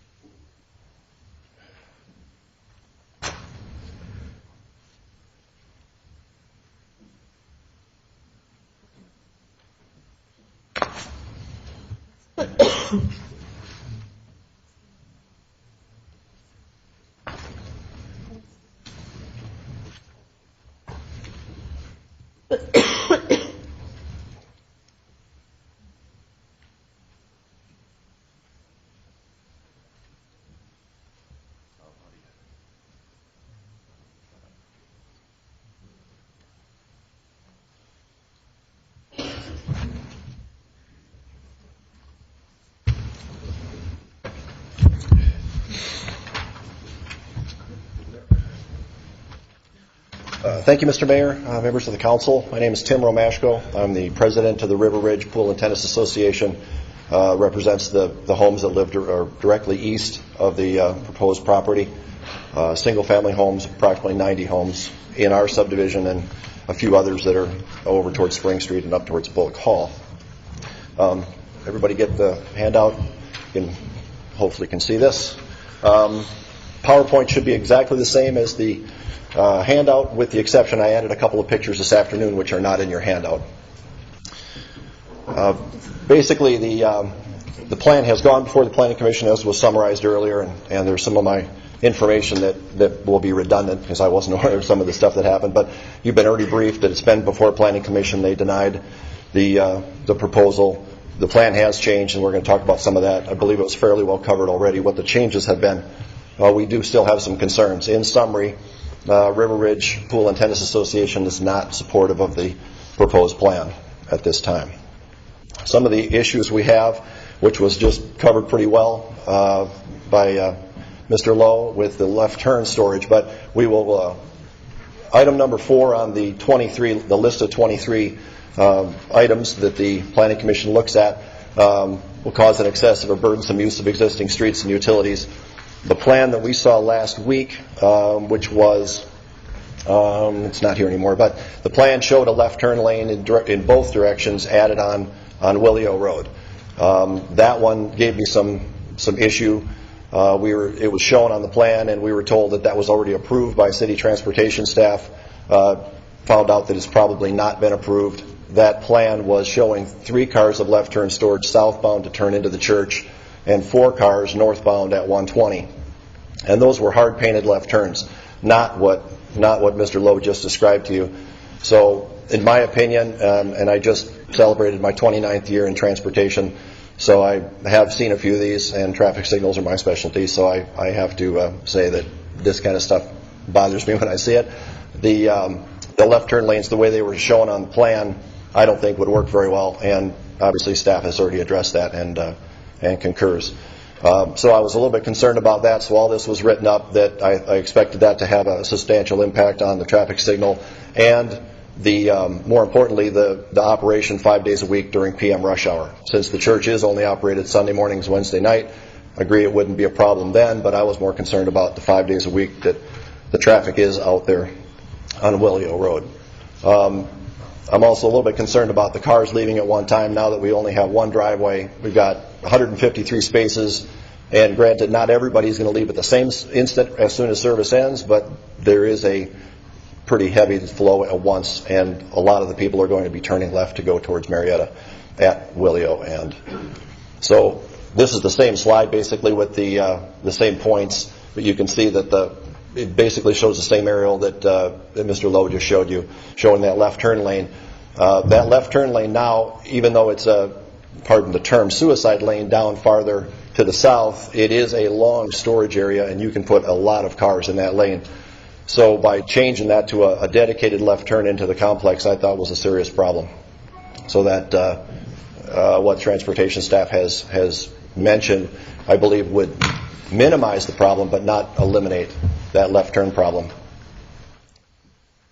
I apologize for the slightly dark pictures. This was the scene this afternoon, just several hours ago. I was out there. There was 12 cars in that left turn lane. If there was a 4-car left turn storage, those other 8 cars would be blocking the only through lane. And the white car, and there's one more car behind the white car there, that white car is about even, it's actually south of where the driveway would be. That power pole is almost where the driveway has been shown on the plans. So I would be concerned that cars queuing at the intersection would block the through lane and therefore impede all the traffic northbound on Willio and back traffic up substantially to the south. It is the intersection actually runs fairly well right now, but we've got 3 lanes wide at the intersection, a left, a through, and a free right. Occasionally what happens here is the same thing. This was only a couple minutes before the last picture. There's hardly anybody in the left turn lane, but the through lane is pretty populated. And so if you had a 4-car left turn lane, that lane would be basically blocked by all the cars in the through lane trying to go straight across 120. So again, then we'd have basically people would be driving around the wrong side of the double yellow to get up to the left turn to be able to turn. I just don't think that double left turn lane is a viable solution. So we'll get off the transportation issue since we beat that one to death. Item number 6 in the list of 23, whether there are existing changes or conditions expecting the use. At the last Planning Commission meeting, we had a member that lives in Inverness, Brownsville resident that lives in Inverness, that is a member of the U.S. Fish and Wildlife Service, and he spoke to the stream buffer issue. He coined the term death by 1,000 cuts, which means, yeah, it's only one little incursion on the stream buffer in this case, but how many of those do we have that add up to a bigger picture? And from my understanding, there is already some streams in Roswell that are compromised or in danger because that buffer has been encroached. So we are still in favor of keeping that. Even the way the mayor stated it, I appreciate the way that getting back out of that buffer would be our preference. The other issue that I would like to mention about the pervious versus impervious structure of the parking facility is, if you look at the degrade of this property, is very difficult. It comes across the stream. You're going to come up an extremely steep grade to get up to where that parking starts, if you remember the way the plan shows. And that first row of parking, if my memory serves the way we saw it, looked at the profile of the property, those parking spaces are not flat. That first row of parking is actually angled downwards towards Willio. I'm not a hydrology engineer, but I can tell you that I'm pretty sure that water is going to flow across that surface, even if it is a pervious or a permeable type surface. The water's not going to sit on it. It's not flat. It's going to run down the hill, and we're still going to have drainage issues. So hopefully we can resolve that. And the difficult slope is the 30 feet of rise and 120 feet. That's a pretty steep grade, was why the driveway had to be sloped, or kind of a twist there in that driveway. Item number 10, whether the property can be used in accordance with existing regulations. Again, the stormwater detention we noticed was missing from the plan, and we were just wondering if that required a variance or not. I'm really not familiar with the rules, but we've covered that as well. Item number 19, conditional use, will be a deterrent to the values of adjacent property. In the applicant's summary, they indicated they thought the church would be a benefit and a plus to the neighborhood we disagree. We politely disagree with that statement. We don't think that a property, and it's not that it's a church. I think any structure back there that's going to be put that distance from our neighbors' property lines with parking and activities back there, you can't beat trees. The only thing I think that would beat trees is mountains or lakes, and we don't have either one of those in Roswell, so I'm thinking trees is the best possible solution for that property. And we're afraid that by having the 6 houses that directly abut that property have a direct view of the parking lot and the facility, that those values are going to go down. Yes, we've all suffered property decrease over the past few years. We're not blaming the church for that, but having a church in sight is going to hurt the property values even more, and that's going to parlay into all the rest of our subdivision and Inverness because of comparable values when houses sell. We know that those values do not stay local to those 6 houses. Item number 20 is very much like item number 6. No stormwater detention, and the same issues basically with item number 6. I won't belabor those points. Item number 22 is really the one that I guess I'm most concerned about, or I thought really hit home with us. And twice in this statement, I wrote it in just exactly the way it's stated in your list of conditions. Residential neighborhoods shall be considered to carry great weight. It's said in there twice. That's not a typo or a cut and paste error. It's listed that way. I'm sure you folks have seen it before. We just think that is going to have a negative impact on our subdivision. The aesthetics and the outstanding questions that we have about the plan. Initially, we talked about where the HVAC units would be placed on the site so that we wouldn't see or hear those as much, and they took that into consideration. And when we went into the gymnastics of moving the gymnasium around the side of the building, some of those conditions or accommodations, I guess, went away. I'm not saying they haven't thought of it, but it's just not on the plan, and all we have to judge by is what's been put forth on the plans. The parking lot lighting and the pole placement. In the plans, there is some provision for the parking lot lighting. It shows some of the fixtures, but it doesn't really show where the poles would be placed in the parking lot. And some of these questions we're just wondering about before the plan gets approved. We'd like to make sure that we're not going to have, well, I'll give you one more slide here and you'll see what I'm talking about. Fence needs to be extended along the eastern end, basically north to south, which is one of the conditions that Mr. Townsend just mentioned. We appreciate that. Landscaping, again, there's some stuff on the plan about landscaping, but we do have some questions about that. The max building height, we also noticed that. The plan says 35 feet, and the architectural plan, which you guys already saw, 41.8 for that steeple. I think we answered that question. The parking lot lighting on the plan shows 400 to 1,000 watt fixtures, 30 to 40 foot poles, and the Dark Sky Foundation, obviously likes to be able to see the sky, see the stars, all that stuff. Recommends 250 to 300 watt light fixtures and 16 foot poles. Obviously, that brings the light closer to the ground. Architectural cutoff luminaires, which they've already included in their plan, just to kind of keep the spray away from lighting up the residences that are adjoining the property. We're not really sure about the pole placement and all that, so that we would like to find out about that. And we're just a little bit concerned that if this gets approved tonight, that we still have a lot of unanswered questions about the lighting. Just clarification on the last question you had. It's my understanding we're not approving the lighting plan tonight. So the lighting plans are approved by the Design Review Board, and they have to meet our current standards for lighting. A lot of this would be addressed at the Design Review Board level when you get to the details. Yes, sir. Primarily, we're looking at use and sort of buffers and site issues. Correct. And the last thing, there's been some discussion that the church already owned the property. We were pretty sure we heard that. A number of us heard that the church already owned the property, and this was kind of a foregone conclusion. And then we found out we don't think they do own the property. It's contingent. We don't seem to get the full package plan of the plan set. And we kind of get brought in on things at the last minute. There's been a number of changes and things that were mentioned tonight that we hadn't heard about, and we met with them last week. So we're trying to do as much as we can to stay on top of this so we can try to work with them. We're not trying to just blow it out of the water just because, but we would really like to know what's going on here. We are concerned about that church service on once a month that runs till 1 a.m.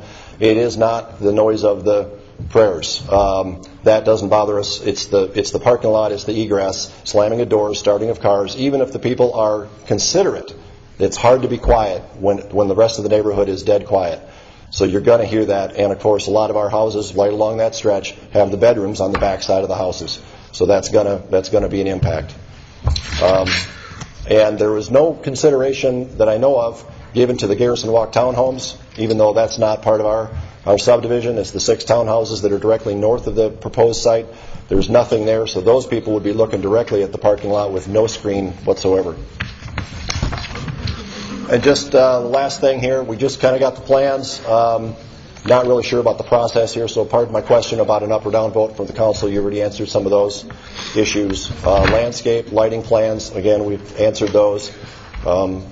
Just a lot of questions, and we just don't see how that really cannot negatively impact our neighborhood. Thank you, sir. Thank you.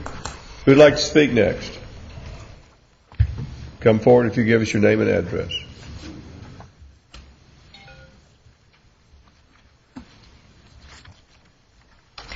Good evening. My name is Kim Lawrence, and I live at 71 Skyland Drive in the River Ridge subdivision.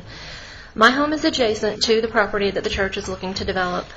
I first of all want to say that I am very appreciative of all the changes the church has done thus far to help with the issues we've identified. They've been very receptive to certain items and have worked with us to try to make this something everyone can live with. With that being said, I still feel this particular piece of land is just not the best fit for this large of a development. This is a nice sized lot, but is only approximately 40% usable. With the power lines and the creek taking up a great portion of the west side, it forces the church to build directly against our neighborhood. 25 feet does not seem like a substantial buffer between homes and a parking lot. I understand if residential homes and townhomes were put on this property, it would be the same buffer, but having a home is much different than the lights and sounds of a parking lot. It's been pointed out that a church is not a continual use, like a residence would be, but the 3-story building and the parking lot, along with its lights, will always be there. We've asked in for prior meetings and talked about putting in plantings to help with the sound and light, and it's been verbally said that the church would comply, but still to date, nothing's been put in actual plans, and I guess that'll be something the Design Review Board will have to consider. I would like to make it a condition that if it does pass tonight, that a variety of plantings would be put in and allowed for as much of a natural screen as possible. There are plans for the fence, and that will certainly help, but due to the lay of the land, the fence will only benefit us at the basement level. And the plantings will help at our main level, but no amount of buffering that can be put in will really shield us from our upstairs bedrooms that face the property. Once the land has been cleared of the trees, this will open us up to not only the building and the parking lot, but also to the sounds and lights of Highway 120 and the intersection of Willio and 120. It would be very different if we were looking at a 2-lane road, but this is a heavily traveled 4-lane highway. As it is, we hear quite a bit of road noise, and it just kind of upsets me to think about how much more noise and lights from the street, from the cars that we will be getting at that point. This development would not only affect our homes, but that are adjacent to the property, but also the homes across from us and the homes on River Run who look down the hill. When we were searching in this neighborhood, we looked at a home on River Run.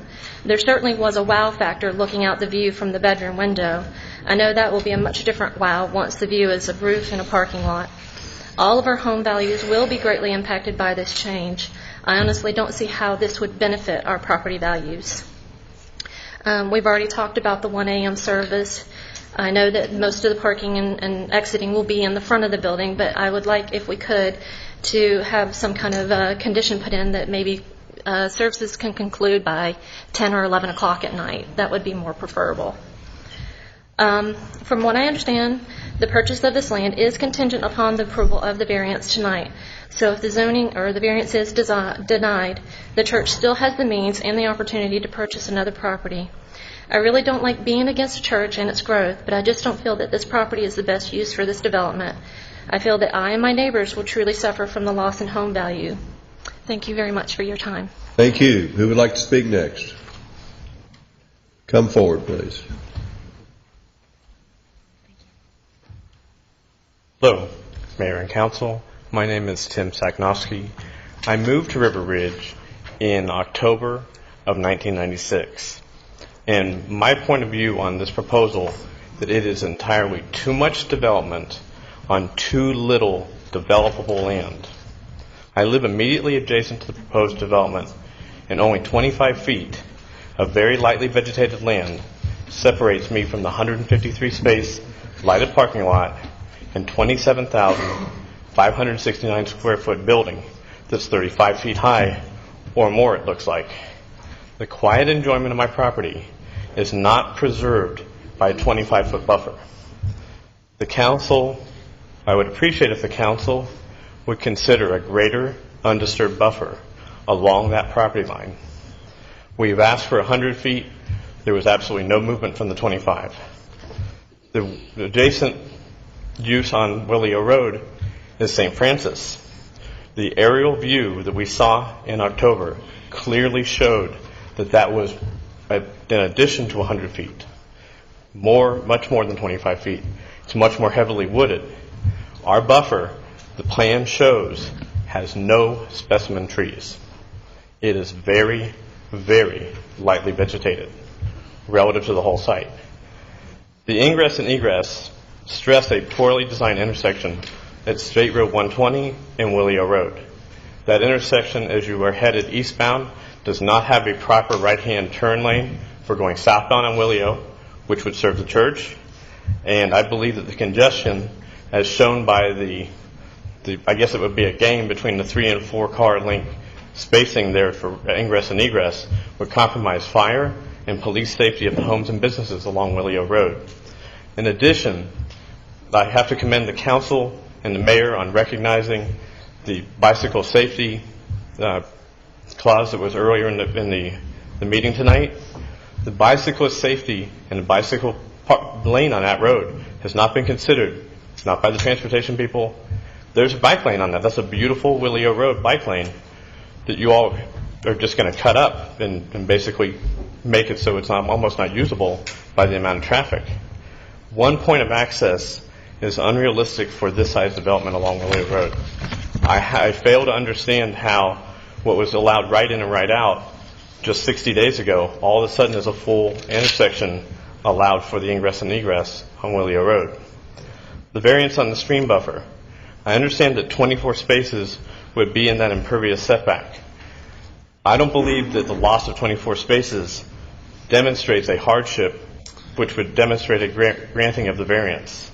The environment is a detriment. It lowers the quality of life for all Roswellians to the benefit of the applicant. But I don't see any compelling reason to grant this variance. In addition, the waiver of detention, I don't believe has been demonstrated. So I believe that there's no compelling reason to grant that waiver. I would also like, and I think Ms. Price had noted this, that there might be a condition for no day use or no school. And I actually saw that on the fifth condition that was handwritten on Mr. Townsend's copy.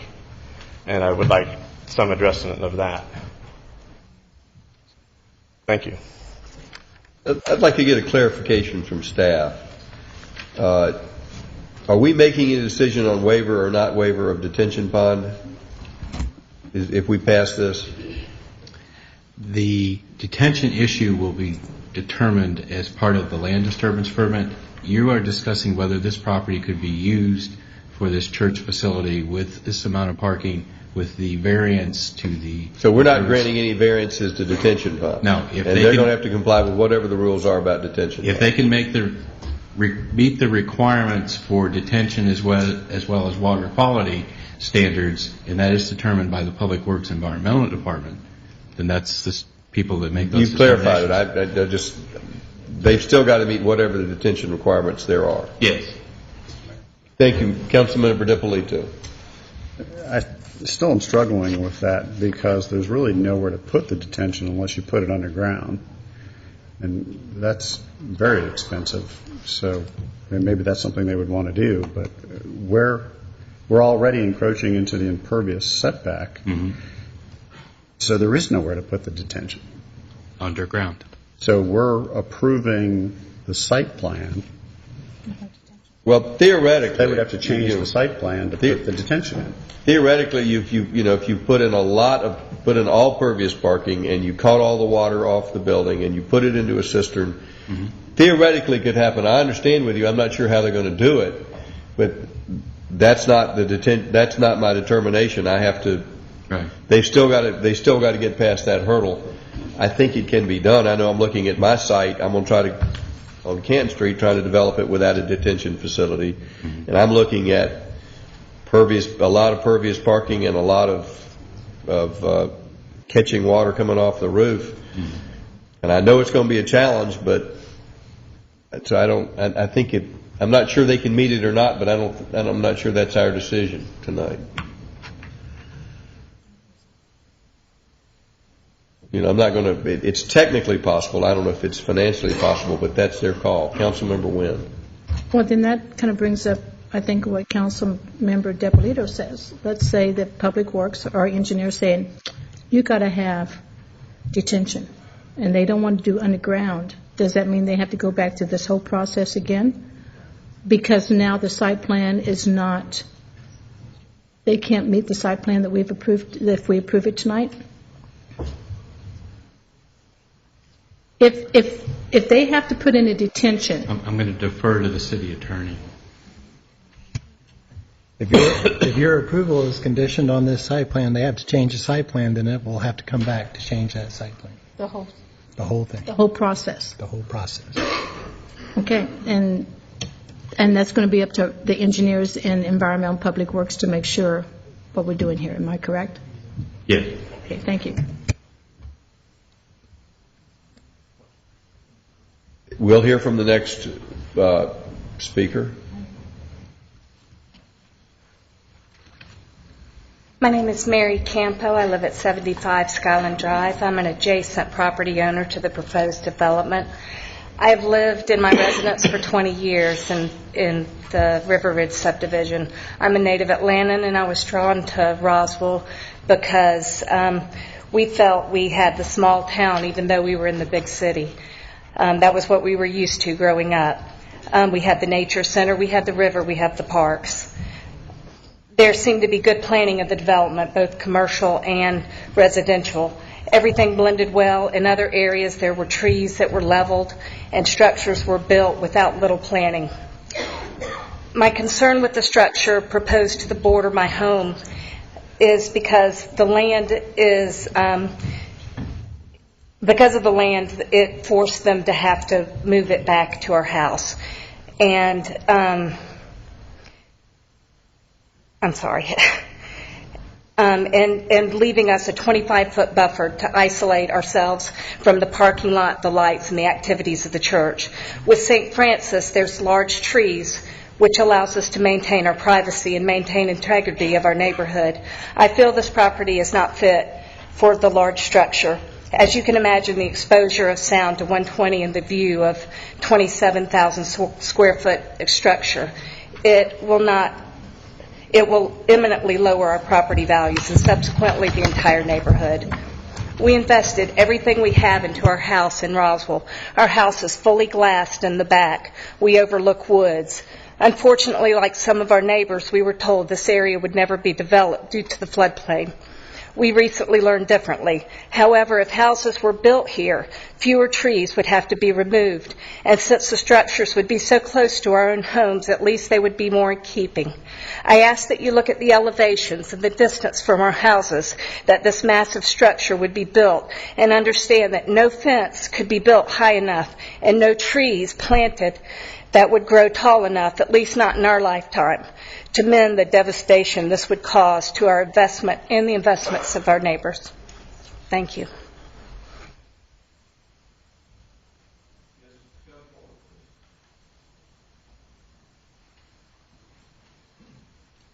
Good evening, Mayor. Good evening, Council. My name is Dan Maldonado, and I live at 330 Old Tree Trace. I also live in the River Ridge subdivision. I came to Roswell about 10 years ago and bought my house there and decided to make my home there. And since my wife and I moved to River Ridge, we've had two boys, now ages 3 and 6, and we are hopeful to stay in Roswell for a long time. We looked at other communities, but we felt very strongly that Roswell had the lifestyle that we wanted. I'm a kayaker, I'm a fisherman, we love hiking, and as I was watching the Roswell television the other night and watching one of the promotional videos of Roswell, and I think, Mayor, you had indicated in that commercial that something to the effect of Roswell is a wonderful place for living and a wonderful place to raise a family or something of that nature. And I thought, that really rings true to how I've felt the last 10 years. When I looked at houses in Roswell and decided to choose River Ridge, one of the things that I really enjoyed was, and still enjoy, is going out on my back deck on the weekend and looking out at the trees and looking out. And I don't live abutting this. I live higher up on the hill. But I like going out there and listening to the birds and enjoying nature whenever I can out there, whenever I'm not hiking or enjoying the river. And I can't do that during the week. Number one, I work, but on those occasions where I have been there, there's too much noise coming off 120 to really enjoy the experience of feeling like you're out in nature. I'm concerned, very concerned about the additional pollution that is going to be caused by this potential development if it's approved. There's going to be additional light pollution. As you know, it gets dark at 6 o'clock in the evening at this time of year. And we're talking about lighting that's going to exist around the clock, at least security lighting, and then full lighting at other times. I don't know of a church that just has services and doesn't do other things. There's always, if a church is active and wants to grow, like this one certainly does, and like every church should want to, they're going to have activities every night if they can. They're going to have not necessarily services, but they're going to have other activities going on. And my concern is that's going to create continual noise. We all have kids there. This is zoned R1. And I think the title of R1 is Suburban Single-Family Dwellings. And that entire area is zoned R1, including the subject property which petitioners want the conditional use approval. And when we bought there, I think we all in that area thought, R1, okay, our reasonable expectations, and I should say I'm a lawyer, so I'm sensitive to this. I think of laws, and I think of laws, they're passed for the public good, and they're passed to create reasonable expectations on the part of people. And in our case, when an area is zoned R1, and the title of that is Suburban Single-Family Dwelling, the reasonable expectation that we had, and I understand there's some people that thought maybe that property would never be developed, but I think the reasonable expectation of us in terms of the ordinances and the codes and the laws that exist is that the reasonable expectation is that if that was ever developed, it would be single-family dwellings. Single-family dwellings in that area probably means, like my house is about 2,700 square feet, and I have a basement, a finished basement, which includes that finished space. I've heard that some of the individuals in River Ridge have houses that maybe approximate 3,300 square feet with a finished basement. Here you're talking about a structure that is going to be about 10 times the size of what we reasonably expected that property could be used for, given that it's zoned R1. Okay? And I understand that there are, that petitioners looking for a conditional use approval. They're looking for a variance from the setback. They're looking for a waiver of the detention systems. We're talking about looking for exceptions. And whenever someone is looking for an exception of a law, I think you tread on dangerous territory, because then people don't know what to reasonably expect. If those things are routinely approved or haphazardly approved, we as the people, the citizens of Roswell, don't know what to expect from our government. We made our biggest financial decision in buying here in Roswell, and our reasonable expectations could be dashed, as well as our property values, if something the size of 10 times the size of my home is built on that property and along people's backyards with a 25-foot buffer and 153 parking spaces with a structure that's going to be 40 feet tall and 10 times the square feet of my home without a basement. Think about that. How would you feel if that was being proposed in your backyard? How would that affect your property values? How would you feel about that, given that it's the single greatest investment that any of us ever make is our home? And here we're talking about destroying the values of the homes behind, as well as the values of the entire community of River Ridge. And there's a lot of unanswered questions. I've heard tonight a lot of fluxing in terms of what's going to be actually built, how high it's going to be. There's a lot of unanswered questions. This is not time to approve something when we don't even know what we're approving, and it's in violation of that concept of what our reasonable expectations are. We have laws for a reason. They're passed for a public good. The setbacks are to protect the streams. Permeable parking is still going to be parking where cars are going to be compacting the soil, and that's still going to cause a runoff. That's still going to cause a runoff right into that stream. And I'm sure the purpose of that setback was to protect the green space and to protect the water quality. The reasoning behind the conditional use is, does it make sense to build a structure where it is?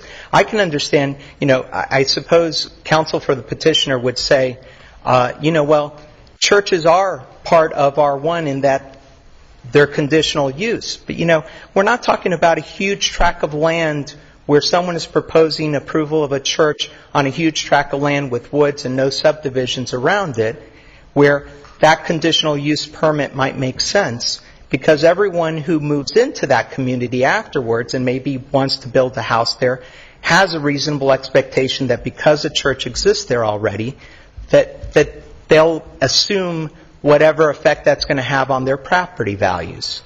But here you have it turned on its head.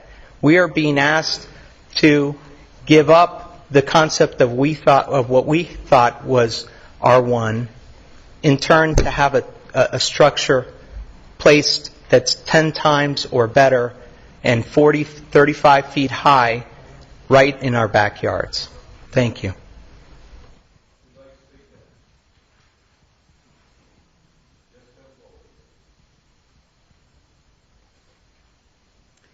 Good evening, Mayor and City Council. My name is Laura Light, and I'm here just to speak on a very brief technicality that Mr. DiPolito mentioned, and that was the Garrison Hill overlay. If I recall correctly, the Garrison Hill overlay is a recommended overlay, and it's not part of code. And the only way that you can mandate that they follow that is to put it as a condition. It's not like the Parkway Village that is part of code. And I can be happy to be corrected on that. But in the event that I am right, it would be good to ask that you all put that in as a condition. All right. Thank you very much.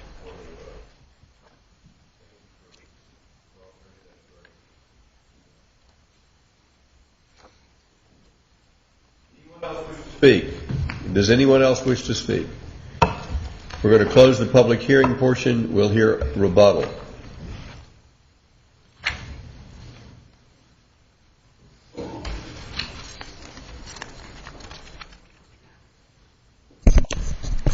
Mayor and Council, we've heard a great deal of discussion tonight that needs to be condensed and refined to understand what the objections are.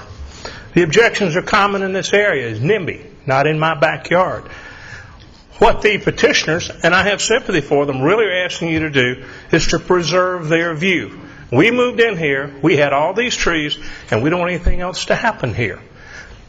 I would feel the same way if I lived there. But they don't own that property. Mr. Herb Coleman and his ancestors have owned that property since any of the people who've objected came here. They would like a reasonable use of their property. To be candid with you, I do not think that the development of a church on a 5.8 acre parcel of land is destructive of people's property values. It is a change, and it is different. But let me cite you some examples where it has not adversely affected property values.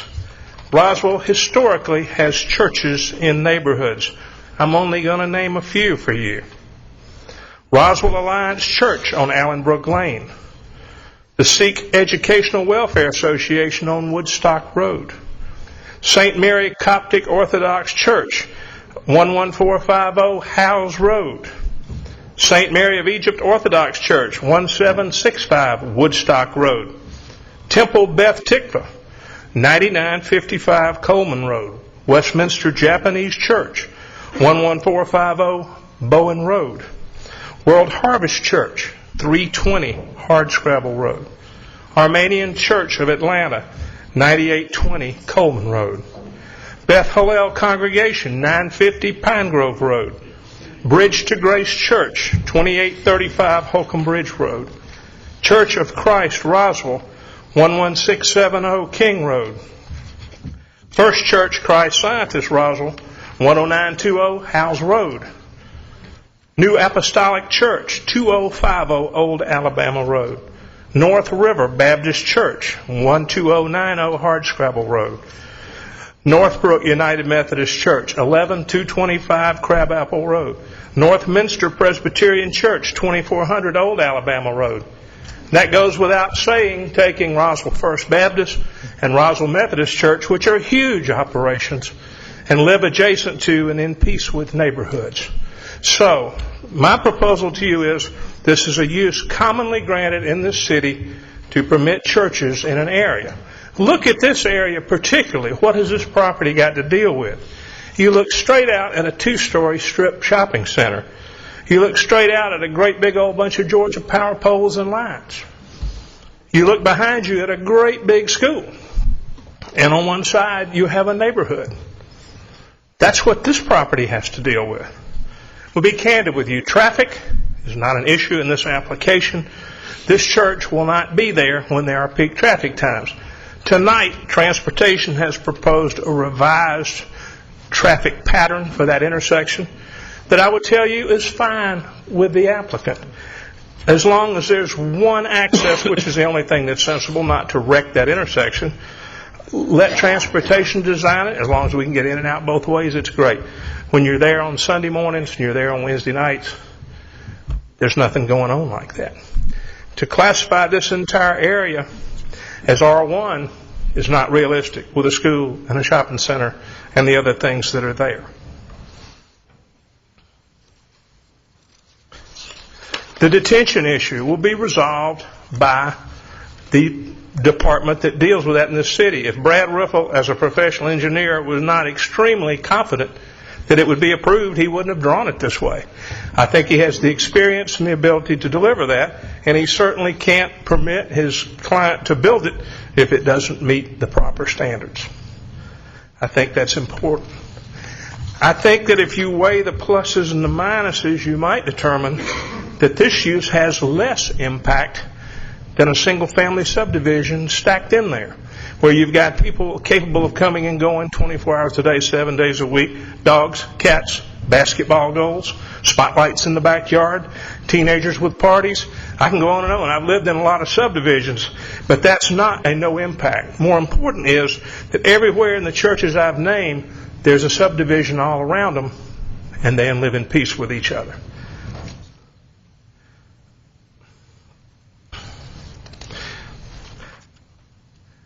My opinion is the environmental impact is less than that of a single-family subdivision if you stuck it in there with the necessary improvements. The Inverness resident employed by the U.S. Fish and Wildlife Service has given each of you an email saying he's reviewed the new plan for environmental impact, supports it, and finds it acceptable. We've done a better job than we did. We've done a good job. We've discussed traffic impact. Look at the other criteria. There's no impact on the Fulton County school system. We'll generate less water and sewer demand than a single-family subdivision. The density is 4,744 square feet per acre. The structure is 2 stories. It's located a minimum of 100 feet from any nearby surrounding property. The intersection of Willio and Marietta Highway has reasonable traffic service. It's not a problem now. If we don't impact it at peak time, then it can't become a problem because of us. This is not a loud, noxious, or constant use of the property. We provided you with a sound analysis. We gave it to staff today. It doesn't have sound problems. There's no negative impact on health, safety, morals, or welfare of the general public. I appreciate the fact that the neighbors would like status quo. We all would. But Mr. Coleman would like to have some reasonable use of his property. He offered it to the city. The city wouldn't take it for a park. It's a reasonable use of the property. I don't think any unnecessary restrictions on this property would be fair that are not restrictions on each and every church that you've approved next to a subdivision in this area. I just don't think that that makes sense. I think what we do need to understand is that the applicant has been exceptionally reasonable, continues to be reasonable, and I'd like to discuss with you what he can get to for an impervious commitment, a pervious commitment. I'll read this. Can you put that for me? If you see the areas marked in red and the relocation of the dumpster, the applicant will commit to make those spaces pervious. Provide at a minimum pervious pavement at the 23 parking spaces within the 150-foot impervious setback. I know of no city regulation that says that pervious has to be traded for impervious even Steven foot for foot. This is a reasonable, sensible application that benefits all concerned. You can't make the driveway that accesses it pervious. It's up a steep hill. It would crumble and fall apart. It's only 153 spaces. It would be foolishness to not ask for that many spaces when you have a growing congregation. If you grow that congregation, you don't have enough parking, you're creating a problem. And that problem doesn't have to be because it faces out on the intersection of 120 and Willio and is nobody's problem whatsoever. If it were not common for the city to grant variances within that last 50 feet of that buffer, then we would be in error. But it's something I think staff will acknowledge to you that is commonly done. This solves a problem. Just for clarification, I'm not aware that it's commonly done. Okay. I'm aware that it's done for driveways to cross over it. But I'm not aware that we commonly grant variances for the pervious, that pervious portion of the buffer. We do allow stream buffer averaging, but I would say it's uncommon that we grant variances. That's my observation. I appreciate it, Mayor. I thank you.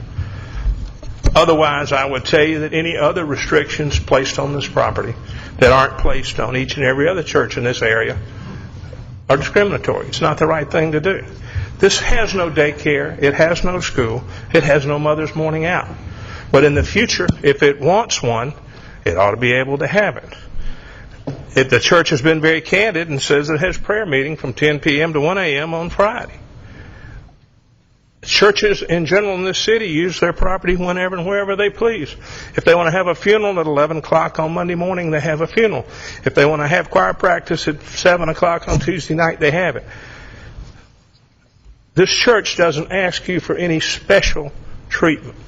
This church asks you for the ability to relocate its Roswell congregation in a place that serves its people. Right now, they're climbing in and out and over themselves on a little bitty space on Oak Street, going into Highway 9 every Sunday morning, 153 cars strong, no problems with the traffic. If they can get out of Oak Street onto Highway 9, they can doggone sure get out on the Willio Road. So those are the real issues. We've told you there's no issue with complying with the Garrison Hill standards, whether they're advisory or whether they're mandatory. It doesn't matter to the applicant. They want to do what is right in the community, but they want to be in the community. They want what's fair. And I think that's what we're asking you for. We can't be, and Mr. Coleman can't be, a buffer for everybody from henceforth and forevermore. You're not guaranteed the trees on the next guy's lot. You're not guaranteed the wildlife that might wander around on his lot. It's just life. And it's just what it ought to be. This church is entitled to this application. They've met all the criteria. They're less impactive than some other uses could be, including a single-family subdivision. We ask your kind consideration of this application and the variance. If you have any questions of any of us, please feel free to ask them. Thank you. Does the council have any questions? Councilmember Wynn. Thank you, Mr. Mayor. I have a question for Brad Townsend. The distance from the townhouses to the property line, because there was a question about the setbacks or the undisturbed buffer. Do you have that by any chance? There is a 25-foot undisturbed buffer from the townhomes. The building structure is probably some 150 feet from that property line. So it's about 175 feet from the structure to the property line? Yes. Okay. I don't know if Mr. Lowe can answer this one for me, two of them.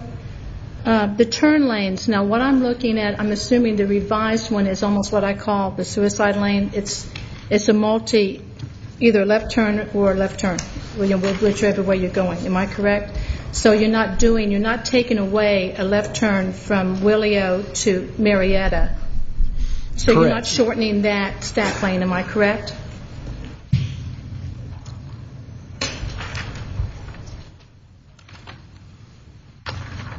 Help me.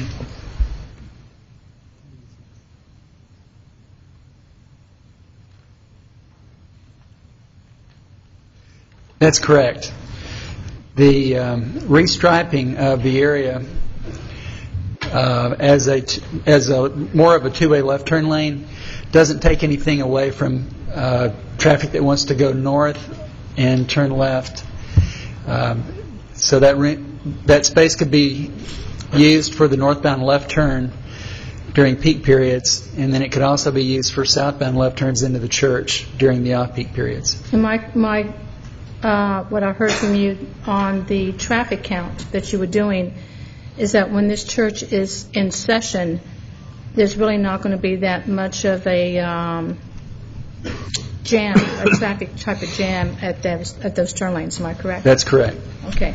Now, someone else brought up bike lanes. I think it was the attorney. The gentleman said he was an attorney.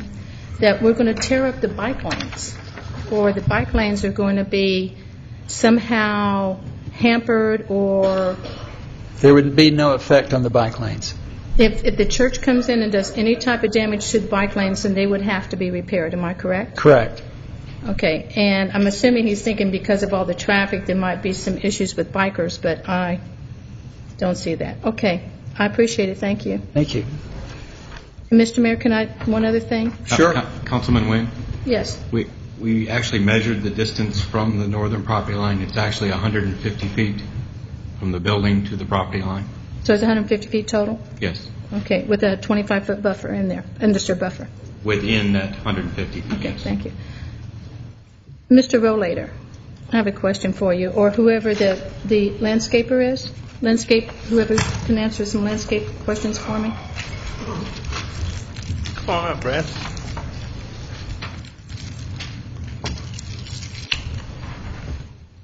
On the landscape plan, the tree survey and the protection and tree replacement plan, on the plan, the plantings that are budding the subdivision, are those crepe myrtles? Are you talking about these along here? Right. No, those would be someone like a Cleara, something that would be a dense evergreen shrub. Like a Leland cypress or something Something like that, yes. Okay. How sparse is that 25-foot undisturbed buffer? Pretty sparse? I mean, isn't those really kind of tall trees and nothing too much understory? Honestly, when I walked back there to do the tree count, it's hard to judge There's some spaces or some areas that are more vegetated than others. Would you all be amenable to, instead of planting this line of evergreens, to work with our city arborist to plant evergreen understories, something like that, within the 25-foot undisturbed buffer where it's sparsely vegetated? Yes, we would, and we would encourage it. It's not been something we've been able to agree to with staff, and we appreciate staff, but they're very testy about their undisturbed buffer. In this case, there's not much understory growth, and we believe we could enhance it. Well, that's how come you have us to, and staff better be testy on that. Okay. But I would still say that if this approved, I would look at a condition to plant inside the undisturbed buffer with our city arborist, and to have the neighborhoods review, not approve, but review the planting, the plantings, the design. But still maybe put some of the evergreen, on that edge. That's one other thing. And the pervious pavers. I appreciate that you want to do that with the parking area or the parking lots, but my concern still, and Councilman, I might be stealing his thunder because we're talking back and forth here, but I'm going to take it anyway since I got the mic. I'm glad that's a beginning, but I honestly think that if we're going to do this right, with a pervious surface, the driveway, or the drive-through would also have to be some type of pervious. My concern would be service trucks and the dumpster truck. They weigh a lot, and if they go through it and cut ruts in it, we've got trouble. That's our only issue. We agree cars won't hurt it. Mr. Rollator, if the purpose of pervious paving is to get absorption, and so that we don't have a net loss of pervious area, it does not necessarily have to be in that in the driveway. It can be on the other side of that driveway. You can easily offset your loss of pervious by adding more pervious parking elsewhere. Well, Mr. Mayor, that's another thing I was going to get to, because there's 20 parking places on the other side that's outside the impervious. I'm assuming that they could do the pervious pavers there also. But and I'm just still very, very concerned, and this is a major concern of mine, is the detention waiver. I'm just really concerned because that is a stream. I don't know if that's an impaired stream or not. Mr. Morin, it's not an impaired stream? But it could be an impaired stream. I'm just very concerned about how the detention is going to work when you have 153 spaces, pervious or not, the runoff of everything that's going to go in there into that stream. And I'm very concerned that what you have here is probably not going to work unless you have a detention area. Becky, I can kind of answer that. Whenever development is on the 100-year floodplain, it's very common to waive detention because you would rather that water get away quicker than be held back as water's building up in the 100-year floodplain from a storm. You're starting to release it as the water's higher. It's very common. For instance, the new Sharpshooters is up on Fokiller Creek. That we had detention waived on that. We abided and did all the water quality, but there's no detention on that site as well. It's exact same conditions. But Sharpshooters, because I was out there Saturday, has a lot of pervious surface. Plus, they did what I call a bio-retention pond. Correct. That is fantastic. They have hardly any pervious surface whatsoever, impervious surface whatsoever. But that's my concern. And you're saying with this, this because of the stream buffers. Well, and I'm just throwing this out because you know me, Brad. We've known each other for a while. Make it smaller, you could put it in there somewhere. Make the building smaller, you could actually put it somewhere. So that's We're considering it's a system that is put underground. It's these large chambers that stores water over a period of time. So there is a quasi-detention aspect to it, but it's on a gravel bottom, and its whole point is for percolation or groundwater recharge. And that's really the system that we're probably going to investigate using here. The good thing is if we put it in certain zones that are in the low areas and we can get the water to it, because of the pressure and the groundwater getting to the stream, if we have good percolation rates, which we anticipate we will, then it should work very well. Well, I'm just, because I'm liaison of Environmental and Public Works, so I know that my department's going to be very on this. Well, I've had conversations with Nell Volpe about this, and she said as long as you go through the standard process of a hydrology study and you can prove that you don't need the detention because of where you are in relation to the entire watershed, then great. Okay. And one other thing, and then I'll let my colleagues speak. I am concerned about the lighting. My little church that I go to, I mean, it's not that huge, but they don't have any parking lighting. They don't have any. It's all from the building. So I would say that once y'all start looking at it, it doesn't have to be every 5 feet lighting. Be very, very, very conscious of that and make sure that, and I know the DRB has to look at that, but I think that you should be more proactive in what type of lighting, if this is approved, what type of lighting. Thank you. Our discussion with the neighbors the other night indicated that I think it was everybody's agreement that it was better to have some lighting in the rear than to have no lighting for safety and security piece. So that was a consideration. But it doesn't have to be 40 or 60 foot poles either. So let's just be very considerate. Or at least you turn them off at night. That's fine. Okay, thank you. Other questions of the applicant? Councilmember Price. Would this be serviced by the public sewer system? Yes. Thank you. Other questions that council may have? Councilmember DiPolito. Thank you, Mr. Mayor. Just quickly scaling off this plan, it looks like the footprint's about 20,000 square feet.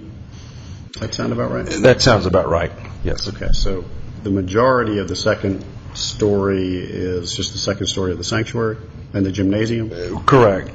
Because of the gymnasium and sanctuary, they demand tall spaces. The basic area around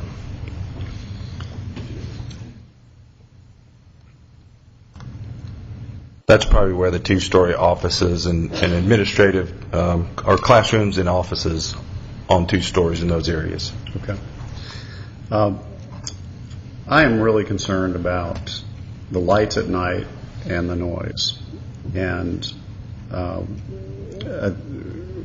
one of the neighbors, I didn't catch her name, had suggested that there not be any activities after 10 o'clock. I think that would go a long way to limiting any problems that we'd have.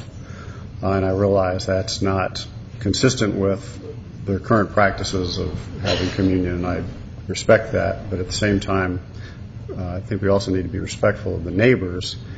And there's only so quiet a car engine is, and you can only be so quiet closing a car door. And when you get woken up at 1 o'clock in the morning, it's hard to go back to sleep, especially when you're really mad.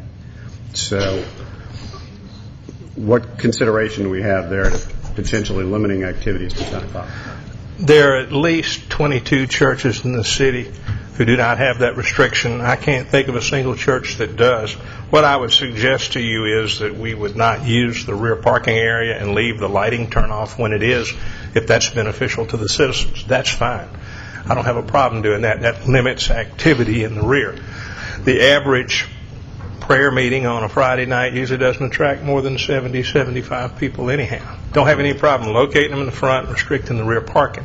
But to say you can't use your facility at a certain time on Friday night when everybody else can, I have concern with. No offense, but I have concern. So you're saying you would propose a condition there would be no parking in the rear of the building after 10 o'clock? That'd be fine. 10 p.m. And the lighting restrictions, whatever we get to, we would leave in place. That's not an issue. Thank you. Other questions? Councilmember Price. Have we had any other churches that clarified or indicated that their use of their church went to hours past midnight? And that's not really for Mr. Rollator. I guess it's more for staff. To me, that seems unusual. I just don't know of any church that routinely opens their doors after midnight. Usually midnight mass, I would believe, would be at that time frame. It would be in that time frame. And that's I'm not of that faith, so is that a weekly thing or a monthly thing or what? Christmas time. Christmas, okay. Christmas time. Holidays. All right. Okay, any other questions the council may have? Councilman Orleans. Mr. Rollator. Mr. Rollator. Mr. Orleans. On your list of churches that you are referring to, how many have been approved since we had conditional use? I don't have any idea, Mr. Orleans. I just went on the Google map, thanks to Brad, and pulled them all up. Not this Brad, that Brad. That Brad, excuse me. No offense to Brad Townsend. Any other questions that council may have? I have a question of staff again, not of Mr. All right. I just want to know if we've asked the applicant all the questions we've got. I need to have him sit down. Thank you. Thank you, sir. Now, at this time, we'll open it up for questions of staff or discussion before we entertain a motion. A couple of questions for staff again. This is R1 residential, so it does have less buffer requirement based on that between the two properties. And I don't think I'd call it a loophole, but because it's a church, which is allowed under R1, it has a smaller buffer than a building of this size might otherwise have. Is that a correct statement? If you put in, I don't know what use it would be because it wouldn't be commercial, but something that was this large that would not be in R1, it would have to have a greater buffer. Is that Any commercial use of the property of a commercial zoning district would have a greater buffer adjacent to the R1. That's correct. Because that's, as I've been playing with numbers here, that's I think a primary concern because it's. I don't think anybody's taking advantage of the situation. It's just the way that it works out. And, right. But the end result is it is much closer than perhaps anything else would be. And that 25-foot is certainly generally in a housing situation where houses aren't that far apart. So I think that does actually impact the ultimate. Deals with the ultimate impact toward the neighbors that are near that. So that's something to consider. Also, looking really quick, and these are very bad numbers, I'm sure, but almost 6 acres. If we have 2.5 units per acre, and you did build if it's 18,000 square foot, did build a single-family home neighborhood in here. All kinds of things that would have to go into this, but maybe the worst-case scenario, it's about 15 homes. Probably. And given all the different things would have to happen, and if you only did 40%, that's about a fifth of an acre. So they're going to be fairly small, compact in there. Yes. But my point of that is if you did build this as it's currently allowed, 15 single-family homes or townhomes, whatever they might end up being, is a much less impact overall. Now, certainly whether they may all come out during the morning rush hour or come back in the evening rush hour, whatever all those are, may not have this overall impact again of what the larger project that this ends up being. So I guess that's a mix of question with some comment there, but thanks for clarifying those things. Okay. Other questions or comments before we entertain a motion? I did want to clarify the question on the Garrison Hill design guidelines. I'm going to read directly from Section 19.3.4. The Garrison Hill Overlay District Design Guidelines approved by the Roswell City Council on March 13, 2000 are hereby adopted and made part of this ordinance. Said guidelines shall apply within the Garrison Hill Design District as shown on the official design district map. Said guidelines shall be used by the Design Review Board in review of development proposals within the Garrison Hill Design District. Thank you for that clarification. You're welcome, sir. Does anyone else wish to have any questions or comments before we entertain a motion? Councilmember DiPolito. Thank you, Mr. Mayor. I had a few comments. One kind of plays off of what Council Councilman Eichelhart was just saying about the potential uses for the property if this was single family or if it was multifamily such as townhouses. And just to give some perspective on the scale of the church, by my measurement, is about 195 feet long, which would be the equivalent of about 8 townhouses. So if you thought about townhouses going in here in lieu of the church, the building would probably be about that size because typically they're built in rows of 8. So just to give everybody some perspective on that, but I also concur with Councilman Eichelhart's comments that even though you'd have something probably of that size and that magnitude, you'd have far less of an impact, certainly from a parking standpoint, which has a huge impact here, and I believe from a light and sound standpoint, I believe Mr. Rollator's comment is well taken that people have parties and people have dogs and things like that, and you can't avoid those. But I really have concerns about setting up the structure of this so that there are, knowingly going into this, knowing that they have services that go to 1 o'clock in the morning, which will disturb the neighbors. Thank you. Anyone else wish to comment before we entertain a motion? Do we have a motion?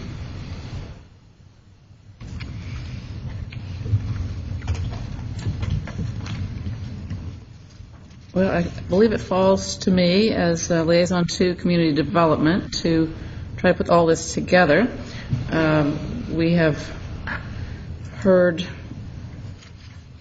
opposition this evening in the number of about 6 or 7 people, I believe. I received emails from different people in the number of 6. So that's 13 in opposition. Primarily, the issues mentioned were decreased property values, traffic concerns, noise concerns, cutting down the trees, non-Roswellians, and loss of tax revenue to the city. I think we've pretty much addressed most of those. This is an R1 zoning, which I'm sure most people would have assumed that land would never be developed due to its terrain and the stream and the Georgia Power easement, so I'm sure it comes as a shock to see that something is proposed to go there. However, our job this evening is not the details, but the use of that property, and I think we've had the major concerns regarding the site, traffic, etc., addressed, and those others, before any land disturbance permit would be issued, will be addressed. Therefore, I will propose that we approve the conditional use of CU 10-06 with the following conditions. As in our packet on page 4, number 1, the owner-developer shall develop the property in accordance with the site plan stamped received January 18th, 2011, City of Roswell Community Development Department. Condition number 2, the outdoor play area shall not encroach into the 25-foot undisturbed buffer. Condition number 3, as was presented to us this evening, and since some people just received it, let me read it as well. Number 3, the owner-developer shall install a lighting system so that the main lighting in the rear portion of the parking lot will automatically turn off by 11 p.m. This will allow for security lighting to remain on in the parking lot area to maintain public safety. This lighting system shall be shown on the plan submitted for the land development permit.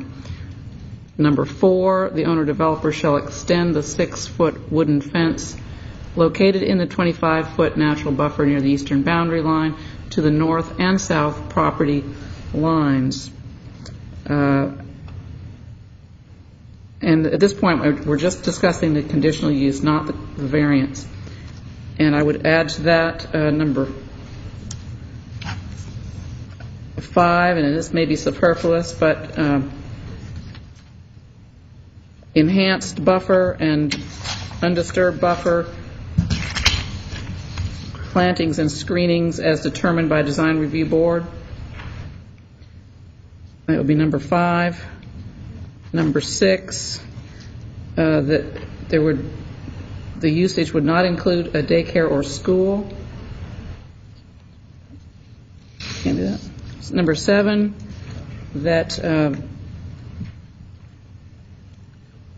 parking be restricted in the rear of the building after 10 p.m. And I guess we don't need to address the Garrison Hill overlay design guidelines. And further, that the concurrent variance for CV10-03 be approved with the additional condition of a minimum of 23 spaces pervious surface, period. We have a motion. Do we have a second? She would need to get a second before she could get an amendment. Now, you might suggest to her, if she doesn't get a second, what you might support if she would. But right now, we cannot amend something that has not got a second. Thank you. Second by Councilman Orleans. Does Councilmember Nguyen wish to propose an amendment? Yes, sir. I'd like to elaborate on number 5 on the undisturbed buffer. Okay. I would like to say, if I could, Councilmember Price, say that the city arborist would meet with the applicant to form a landscape plan to be reviewed, not approved, reviewed by the neighbors or representative of the neighborhood, to be presented after that to the DRB for final approval.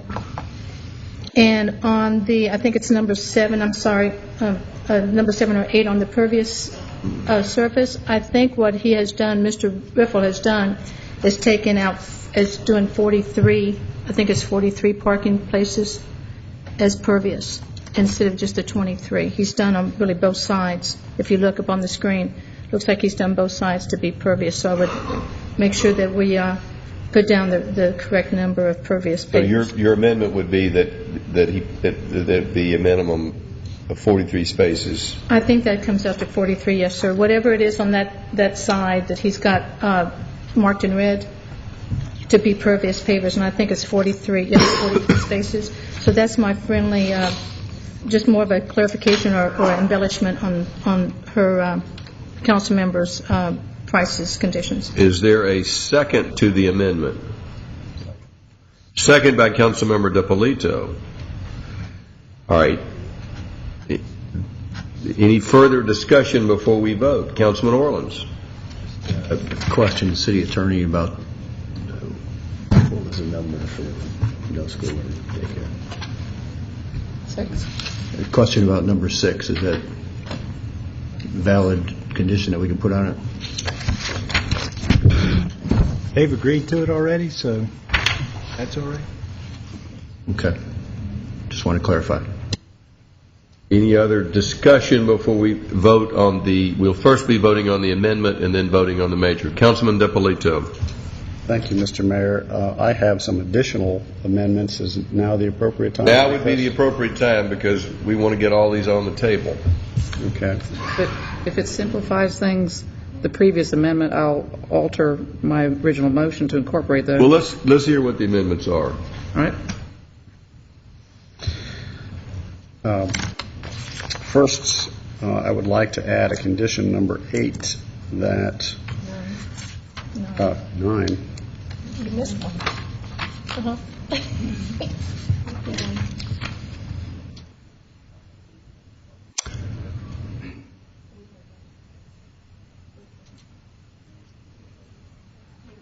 That's 43 spaces. Oh, okay. Okay. 8. I'm sorry. 8 was the concurrent variance. I wasn't counting that. Okay. Pardon my. You wish to add an addition. Don't worry about the number. You wish to add an additional condition that says. Condition number 9 that the left turn lane as presented is not approved, but that it will be changed to include a two-way center turn lane as recommended by the Roswell DOT. Is that consistent with what the DOT is suggesting? All right. That's condition number 9. then on the condition regarding the buffers, I don't know if Councilwoman Wynn mentioned going into the undisturbed buffer with additional plantings. Did Yes, you sir. mention that? Okay. That's how I embellished my... Yes. Yes, that was, I'm sorry, that was included in Councilmember Price. Okay. And then lastly, I would like to modify condition number 3 to say that the parking lot lighting will automatically turn off at 10 o'clock, period. We have a motion, for Second Amendment. Do we have a second? Mm-hmm. Yes. Do we have a second on that amendment?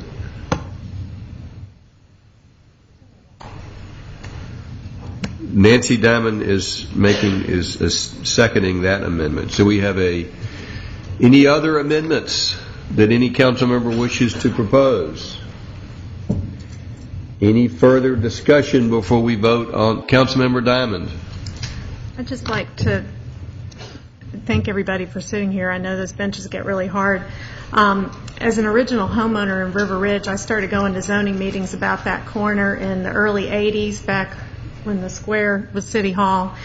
And, you know, I think we all knew something was going there eventually. I would love for the church to have availed themselves of things like the Opportunity Zone, where they would have gotten payroll reduction credits for their growing church, and some of the things that we could do in our commercial districts and revitalize some of the areas that are empty. But, you know, and I think once we get down to it, you know, we're throwing around pervious parking, but it is quite expensive, as is this detention plan we're looking at. And my guess is by the time we get done with all of this, it's going to have a pretty hefty price tag. So if it comes to a point where this is not a workable plan for you, if it does get approved and go through all this, I would encourage you to talk to our community development department about some of the areas that would be absolutely wonderful places for you to be that would solve everybody's problem here. And I just appreciate your time. Thanks. Just to follow up on that,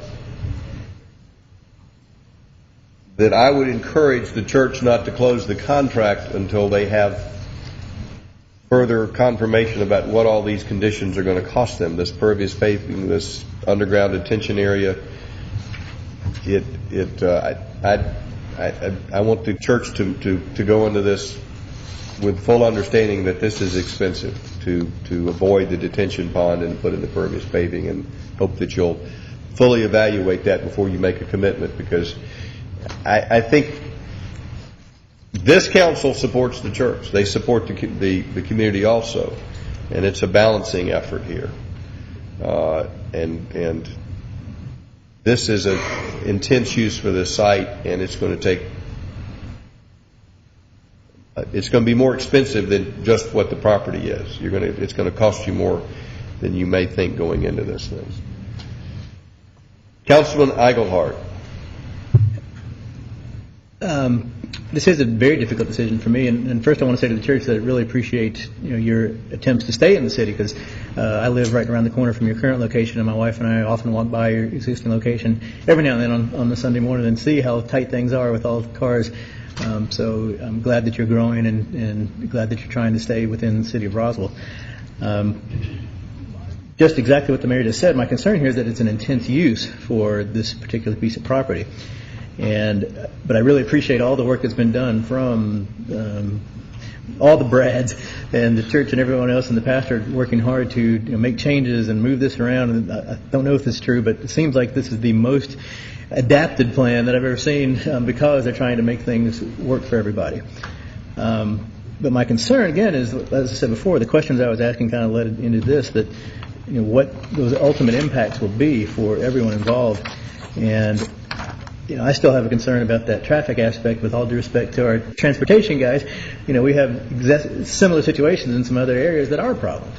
We're putting a median on Highway 9 to keep people from turning out of that one shopping center, which, granted, it's a higher traffic volume there and things like that, but this is still at times an issue.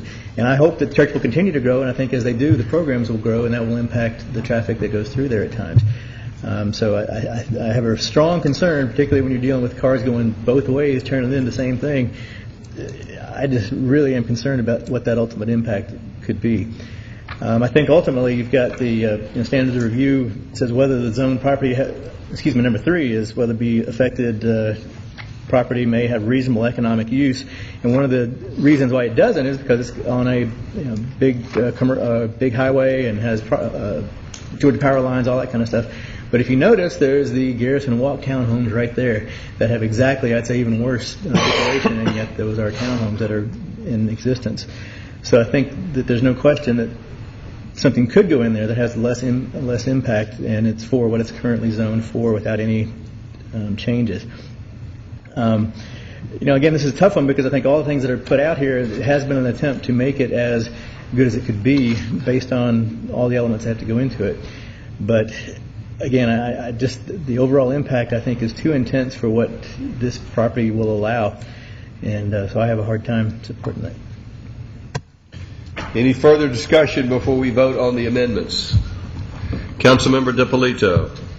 Yeah, I too would like to thank the church for all your efforts. I think you've really done a good job of working with the neighborhoods and trying to get this the best it can be. I think it's there still are a lot of unanswered questions on this, which really makes it a difficult decision for us.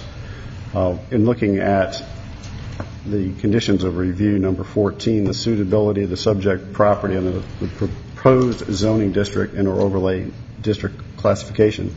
Suitability to me means that it's an appropriate use and that it's something that is right for this piece of property. I think this particular building, a church use, would be actually a nice buffer between the street and the neighborhood ordinarily.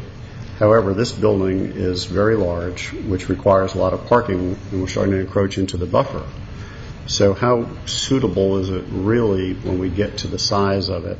And then we start talking about the impacts on the neighborhood from a noise standpoint, which was the reason for one of the conditions I proposed. And the consideration of the preservation of the integrity of the residential neighborhood shall carry great weight. And that's something that has always been a cornerstone for Roswell, and that's something that we always hang our hat on. And that's something that always makes these decisions really difficult. And I think the impact from light and from noise is going to be significant on these existing neighborhoods. And Mr. Maldonado said, I think praised it very well, that the neighborhood had a reasonable expectation that the property would be developed R1. And it would be R1 as a church, but it's not the same thing as having residences directly behind you. So I'm having a lot of trouble with this one as well, and I'm interested in seeing how some of these motions carry through. Any further discussion? All right, we're going to be voting on the Second Amendment, and then the First Amendment, and then the general motion. So if staff would restate the conditions that were added in the Second Amendment, so we'll refresh the council's memory what they're voting on. The Second Amendment dealt with the left turn lane as it was presented is not approved by RDOT and was not part of this approval. And the next issue was the I know it wasn't, but what was the condition? Mr. DiPolito, you want to rephrase what your condition was? I know why we put it in there, but what are we requiring now? It was revised to a two-way left turn. So it's conditioned on a two-way left turn. Yes. And that would just so the church understands who would be paying for this improvement. They would be. It would be an additional cost to the church. Have to add it in. All right. The other amendment by Councilman DiPolito was changing in condition number 3 the automatic turnoff to be 10 p.m. instead of 11 p.m. All right. Does that fairly state your amendment? Yes, and I would like to eliminate all of the security lighting language, just that the lighting would be turned off at 10 p.m. That's to the rear of the building. To the site. The whole site. No lighting after 10. Okay? Does the second stand on that? There's, security lighting such as over doorways, minimal. But what I don't want to happen is that the security lighting all of a sudden becomes minimal pole lighting. And, how do you, the problem with this condition is it's very vague. How do you define what it is? So just by having no lighting after 10, we eliminate the vagueness of it. Mr. Rollator is saying that doesn't work. Mr. Rollator, do you have a suggested alternative for that Mr. Dippolito might find acceptable? Let me see if I can think on my feet and do this so it makes sense. Has to be some lighting so people don't trip and fall. If we want to turn off the majority of the parking lights at 10 o'clock at night, I think it makes better sense to do it in the rear, but if you want to do it in the whole thing, that's your decision. We'll do what we can do to abide with it. You've got to have security lighting for the protection of us, for the neighbors, and for the people that exit the church so they don't fall down and they don't get mugged and nothing else happens. So leave security lighting in the issue and deal with it as you choose. I think something we can consider. Mr. Dippolito would be at fine for security lighting as defined by the Design Review Board.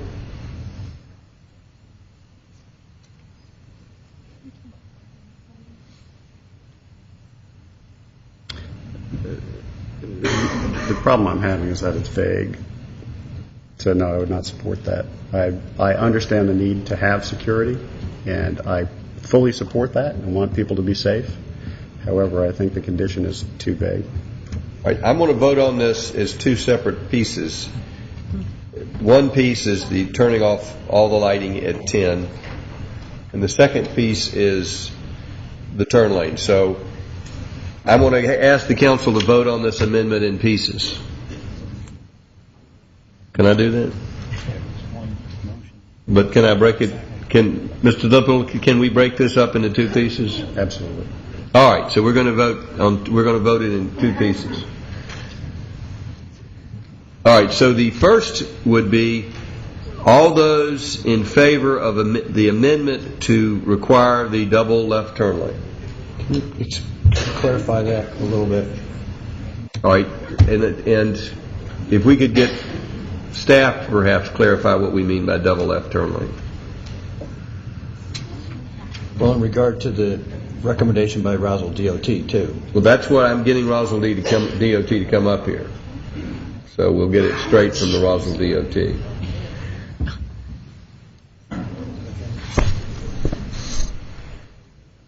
The problem that we were trying to solve was the fact that it seemed like the original striping on the road would indicate that there would be we currently have a left turn lane on Willio Road to go westbound onto 120. Have you got a diagram for us? You know, Mayor, I let Dave go because he had another activity tonight. I'm sorry. Anyway, the idea with the two-way left turn lane is that it allows for the traffic to I can't point on that. So anyway, yeah, there you go. You use your cursor. Basically what it does is allows the stacking for the northbound to the westbound movement to occur during normal operations. When traffic is trying to go into, it still allows them to use the lane. It's a shared use. It's called a two-way left turn lane. So all it does is it doesn't stripe out a dedicated left turn lane into their property. It does allow for both uses, because the timing of the uses, the peak times of both uses will not occur at the same time. I'm going to trust you on that. Councilman Orleans, you got any questions? Well, and I fully understand that, but I thought Mr. Dippolito was saying if that's not good, something else comes into play, or did I mishear you? So you're just recommending this by DOT staff as an amendment for conditions? Yes, and if we have it as approved by the Roswell DOT, if they need to modify it as they get into the final detail of it, they can make some modifications. They're typically... So that graphic, that proposed striping is what you want to add as your, okay, that's Right, fine. and that is your recommendation. Yes, sir. Okay, that's not what I understood. Subject to final engineering and design. Okay. We haven't precisely located the entrance, and there are a few things that have been danced around here tonight, including crossing of the existing multi-use trail. We still have concerns about that. I think we can work through some of those. In other words, bikes and pets going across the multi-use trail and some crossing issues. I think there's ways to work around it. But as we get into those details, the core concept will remain sound, and we'll just work through that striping plan that we showed you will survive and is fine with us. Okay, thank you. Okay, I'm sorry. I thought you were adding something else to that. All right, is this a question about this double left-hand turn lane? Let's not get to something else yet. Just before the vote, just to say that perhaps I should abstain from all these because I don't support the overall. However, should this pass, I think each of these are important Well, then, improvements. I don't think you need to abstain. What you're vote for them. I understand. All right. So, all those in favor of adding the double left turn lane? That would be unanimous. All right. All those, as I understand it, of turning off all lights, exterior lights at 10 o'clock. Let me try to make this a little bit more palatable. Just so I don't seem harsh and unconcerned. I'm just trying to get your motion. So I don't seem unconcerned about security, which I am. And I'm very sensitive to that. But if we have all parking lot lighting off by 10 o'clock and then security lighting on the building off by 11, that gives people an hour to get out of the building. So parking lot lighting by 10, All right, building lighting by 11. And who would determine what security lighting is? Is that staff determination or DRB determination? It would be a combination of the two. Staff recommendation. All right, it's a DRB decision ultimately. All right. All right, do we have a second for that?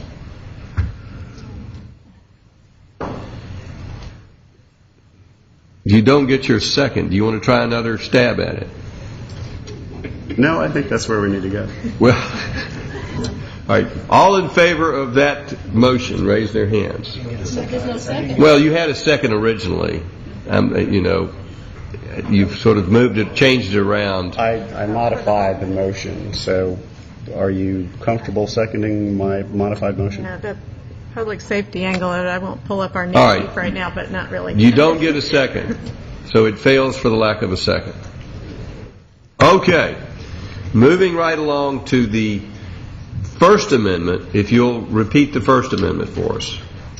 The First Amendment modified new condition number 5 dealing with the undisturbed buffer, requiring that the city arborist be involved in the review of the landscaping, that the neighborhood be allowed review of it but not approval, and that design review board would have final approval of the additional required understory landscaping in the undisturbed 25-foot buffer. The next amendment would be... Well, I mean, these are all part of the same motion. Right. The next piece of this The next piece motion. of it was dealing with condition number 8, which increased the impervious pavers from 23 to 43 spaces. I got you. Any other pieces to that motion? No, those were the two issues on. Any questions or discussions about that motion before we take a vote?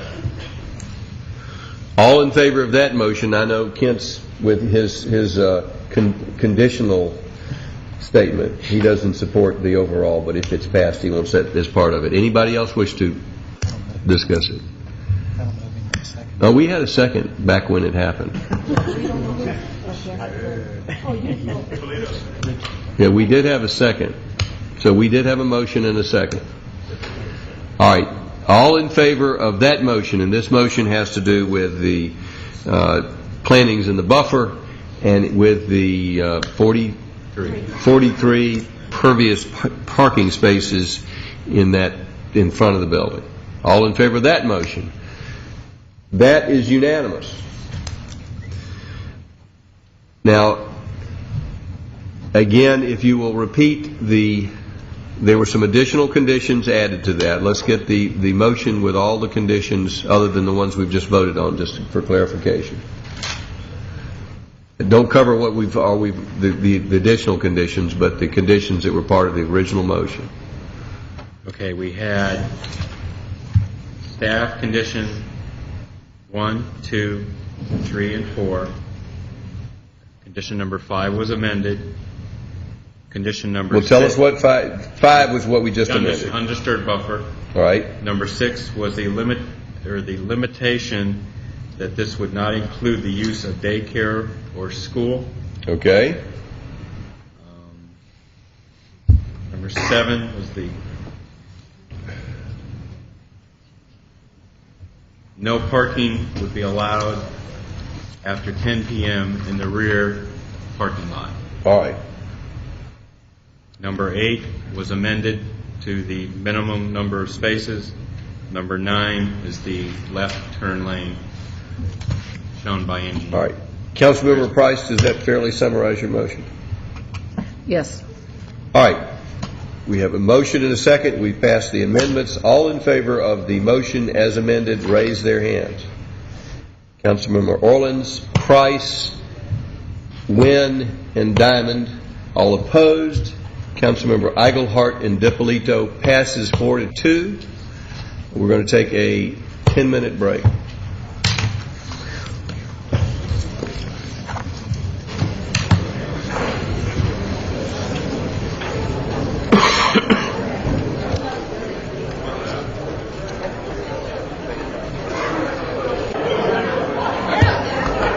Neighborhoods can go home and watch TV or whatever you do. Councilmember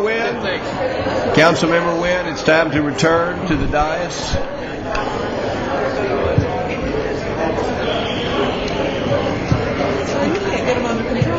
Attorney David Davidson, time to return to the dais.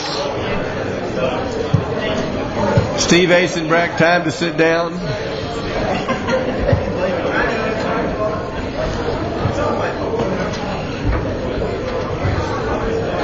Yeah, Kent won't listen to it, but Steve may. I wouldn't listen to it. He's like, yes, sir. Always.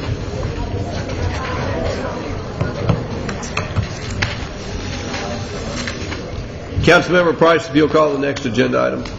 Thank you, Mr. Mayor. Next item, RC10-03R, River Corridor, 1035 Martins Lake Close, Jeffrey and Patricia Atkinson. Mr. Townsend. Yes, this is a river corridor which has been reviewed by ARC. The homeowner of this single-family lot is requesting to build a pool and retaining walls. It meets the river corridor. This is an aerial photograph showing the location of the existing home near Martins Lake. It has been recommended approval by staff. The proposed project is consistent with the Chattahoochee Corridor Plan. It is recommended approval by ARC. Staff recommends approval. Does the council have any questions for staff? Is the applicant present? I believe they were here earlier. We're not sure. Does the council, is there anyone in the audience wish to be heard on this matter? Any public comment? Is there a recommendation from staff? Approval. Do we have a motion? Move to approve. Motion for approval by Councilmember Price. Is there a second? Second by Councilmember Wynn. Any further discussion? All in favor of the motion raise their hands. Passes unanimously. The next item, initiation of a text amendment to add a definition for a boutique hotel, determine the zoning district where the boutique hotel will be a permitted use, and determine the parking requirement. Mr. Towns will give us the details for this initiative. Yes, this issue has been discussed a couple of times at committee. Staff has included a draft initiation that includes a boutique hotel.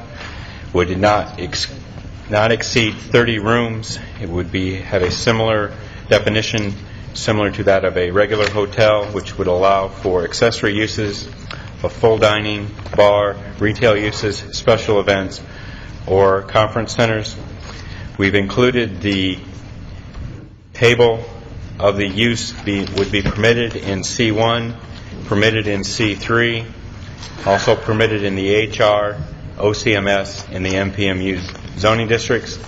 We've included an initiation of the parking requirement similar to that of a hotel of 1 space per lodging unit plus 1 space per each 150 square feet of accessory uses. That would be the minimum parking requirement. Staff would recommend approval of the initiation. Do we have a motion for approval? Move to approve. Motion by Councilmember Price. Do we have a second? Was there a second down there? Second by Councilmember Diamond. Does anyone in the audience wish to be heard on this? Any further discussion by council? All in favor of the motion, raise their hands. Passes unanimously. The next item is initiation of a proposed text amendment adding human signs as an allowed sign to Section 22 of the zoning ordinance. This has been discussed a couple of meetings also at committee. We are having a draft definition of human signs, meaning a sign that is worn, including costumes, or held by a human for commercial advertising and promotion purposes. We have also added language that has been requested by council that would limit the human sign for 40 additional days in excess of the banner sign, as well as the Find It All additional temporary sign banners. This would give some individual business establishments a total of 120 days, 80 of that being for temporary banners and 40 of it being a human sign. Do we have a motion to initiate this text amendment? Yes, I think there's still some fine-tuning that may be in order to make this feasible, but for purposes of working on it further, I will move to approve. Motion to approve by Councilmember Price. Is there a second? Second by Councilmember DiPolito. Anyone in the audience have any comments? Any further discussion by council? All in favor of the motion, raise their hands. Diamond, Councilmember Diamond. All right, we have 3 in favor, all opposed. With those in favor are Price, Wynn, and DiPolito. I'm not in favor. All right, let me see the hands again in favor. We have Price and DiPolito in favor, all opposed. We have Orleans, Eigelhart, Wynn, and Diamond. That fails to pass. The next item is approval of a resolution to reallocate funds from completed community development block grant or CDBG projects to the Arts Village Infrastructure Project, and Director of the Department, Alice Wakefield, will tell us why this is on the agenda today. Last week, we were advised by Fulton County that there were some leftover funds from 2 completed Roswell CDBG projects totaling $155,744.74. The reason that we are asking this did not go to committee was because of timing. Basically, we have to get this to Fulton County this week in order for them to advertise the change. Our recommendation is that the funds be reallocated to the Oxbow apartment, the Arts Village project, for the purpose of demolishing the Oxbow apartment and for site work related to infrastructure improvement.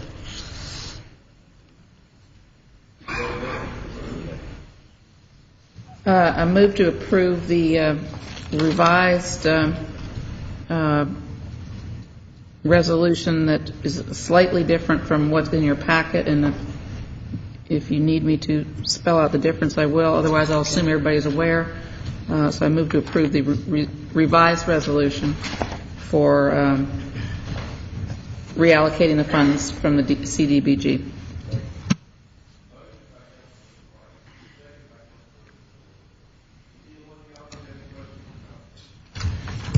All right, motion by Price, second by DiPolito. Does anyone in the audience have any questions or comments? Any further discussion by council? All in favor of the motion, raise their hands. That is unanimous.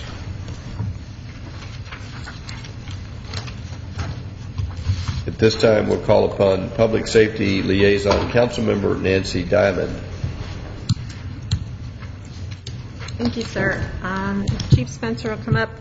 We are looking for approval of a resolution to accept a fiscal year 2010 Homeland Security Grant Award of $48,469 and approval of Budget Amendment 3921G1021411 to establish the budget. Chief? Good evening. It's getting late. I'll make this quick. People go to the river. They get in trouble. They fall out of the boats. They jump off the bridges. We have to go get them. I need a boat. It's $48,469. The federal government's going to pay for it, and the city's no obligation whatsoever. We have a motion. Move to approve. Motion to approve by Councilmember Diamond. Is there a second? Second by Councilmember Eigelhart. Any public comment? Any further discussion by council? Councilman Orleans. Seems like an expensive boat. What is it? What kind of boat is this? Okay, I'll be glad to go on. This boat, no, I don't have a picture, but the problem we have, Councilman, is that when we put our boat in at Azalea Park and we have to go up to above the shoals, we can't cross the shoals because there's so many rocks. This company has designed a boat out of Idaho. They use it in Alaska and the Idaho rivers. That has a very hard bottom to it. It's a jet drive boat. It'll go through the rocks. It'll climb over trees. So it is a special boat. It is a very special boat, $48,000. I thought that was an expensive boat, so I appreciate the explanation. We can put the boat in, go to Morgan Falls, and go all the way to the dam at Lake Lanier with us if we need to. Can you go over the dam with it, too? No, sir, don't go that fast. All right, all in favor of the motion, raise your hands. Passes unanimously. Thank you. We'll hear from the city administrator. Thank you, Mr. Mayor. This item is approval to reschedule the May 30th, 2011 meeting, which happens to be a fifth Monday night meeting. That is a Memorial Day holiday. Reschedule it to Wednesday, June 1, 2011. Or another. Motion to approve by Councilman Eigelhart. Is there a second? Second by Councilmember Wynn. All in favor, raise their hands. Passes unanimously. This time we'll hear from our city attorney. Thank you, Mayor. The first item I have is approval of Phase 2 of the Tower Cloud lease, but they've requested a deferral until February 28th. Move for deferral. We don't need a motion, do we? Yes, please. What? We need a motion. We have a motion by Councilman Orleans. Do we have a second? Second by Councilman Price. All in favor of the motion, raise their hands. Passes unanimously. The second item I have is approval of amendment to the current telecommunications lease agreement dated November 21st, 2005 between the City of Roswell and New Singular Wireless PCS LLC for a location upon high tower water tank owned by the city. And this would add some antennas. This has been before y'all several times now. It's three antennas, and we're getting about $2,700 more, which will bring our current rent up to about $36,500 for the year. Does Ms.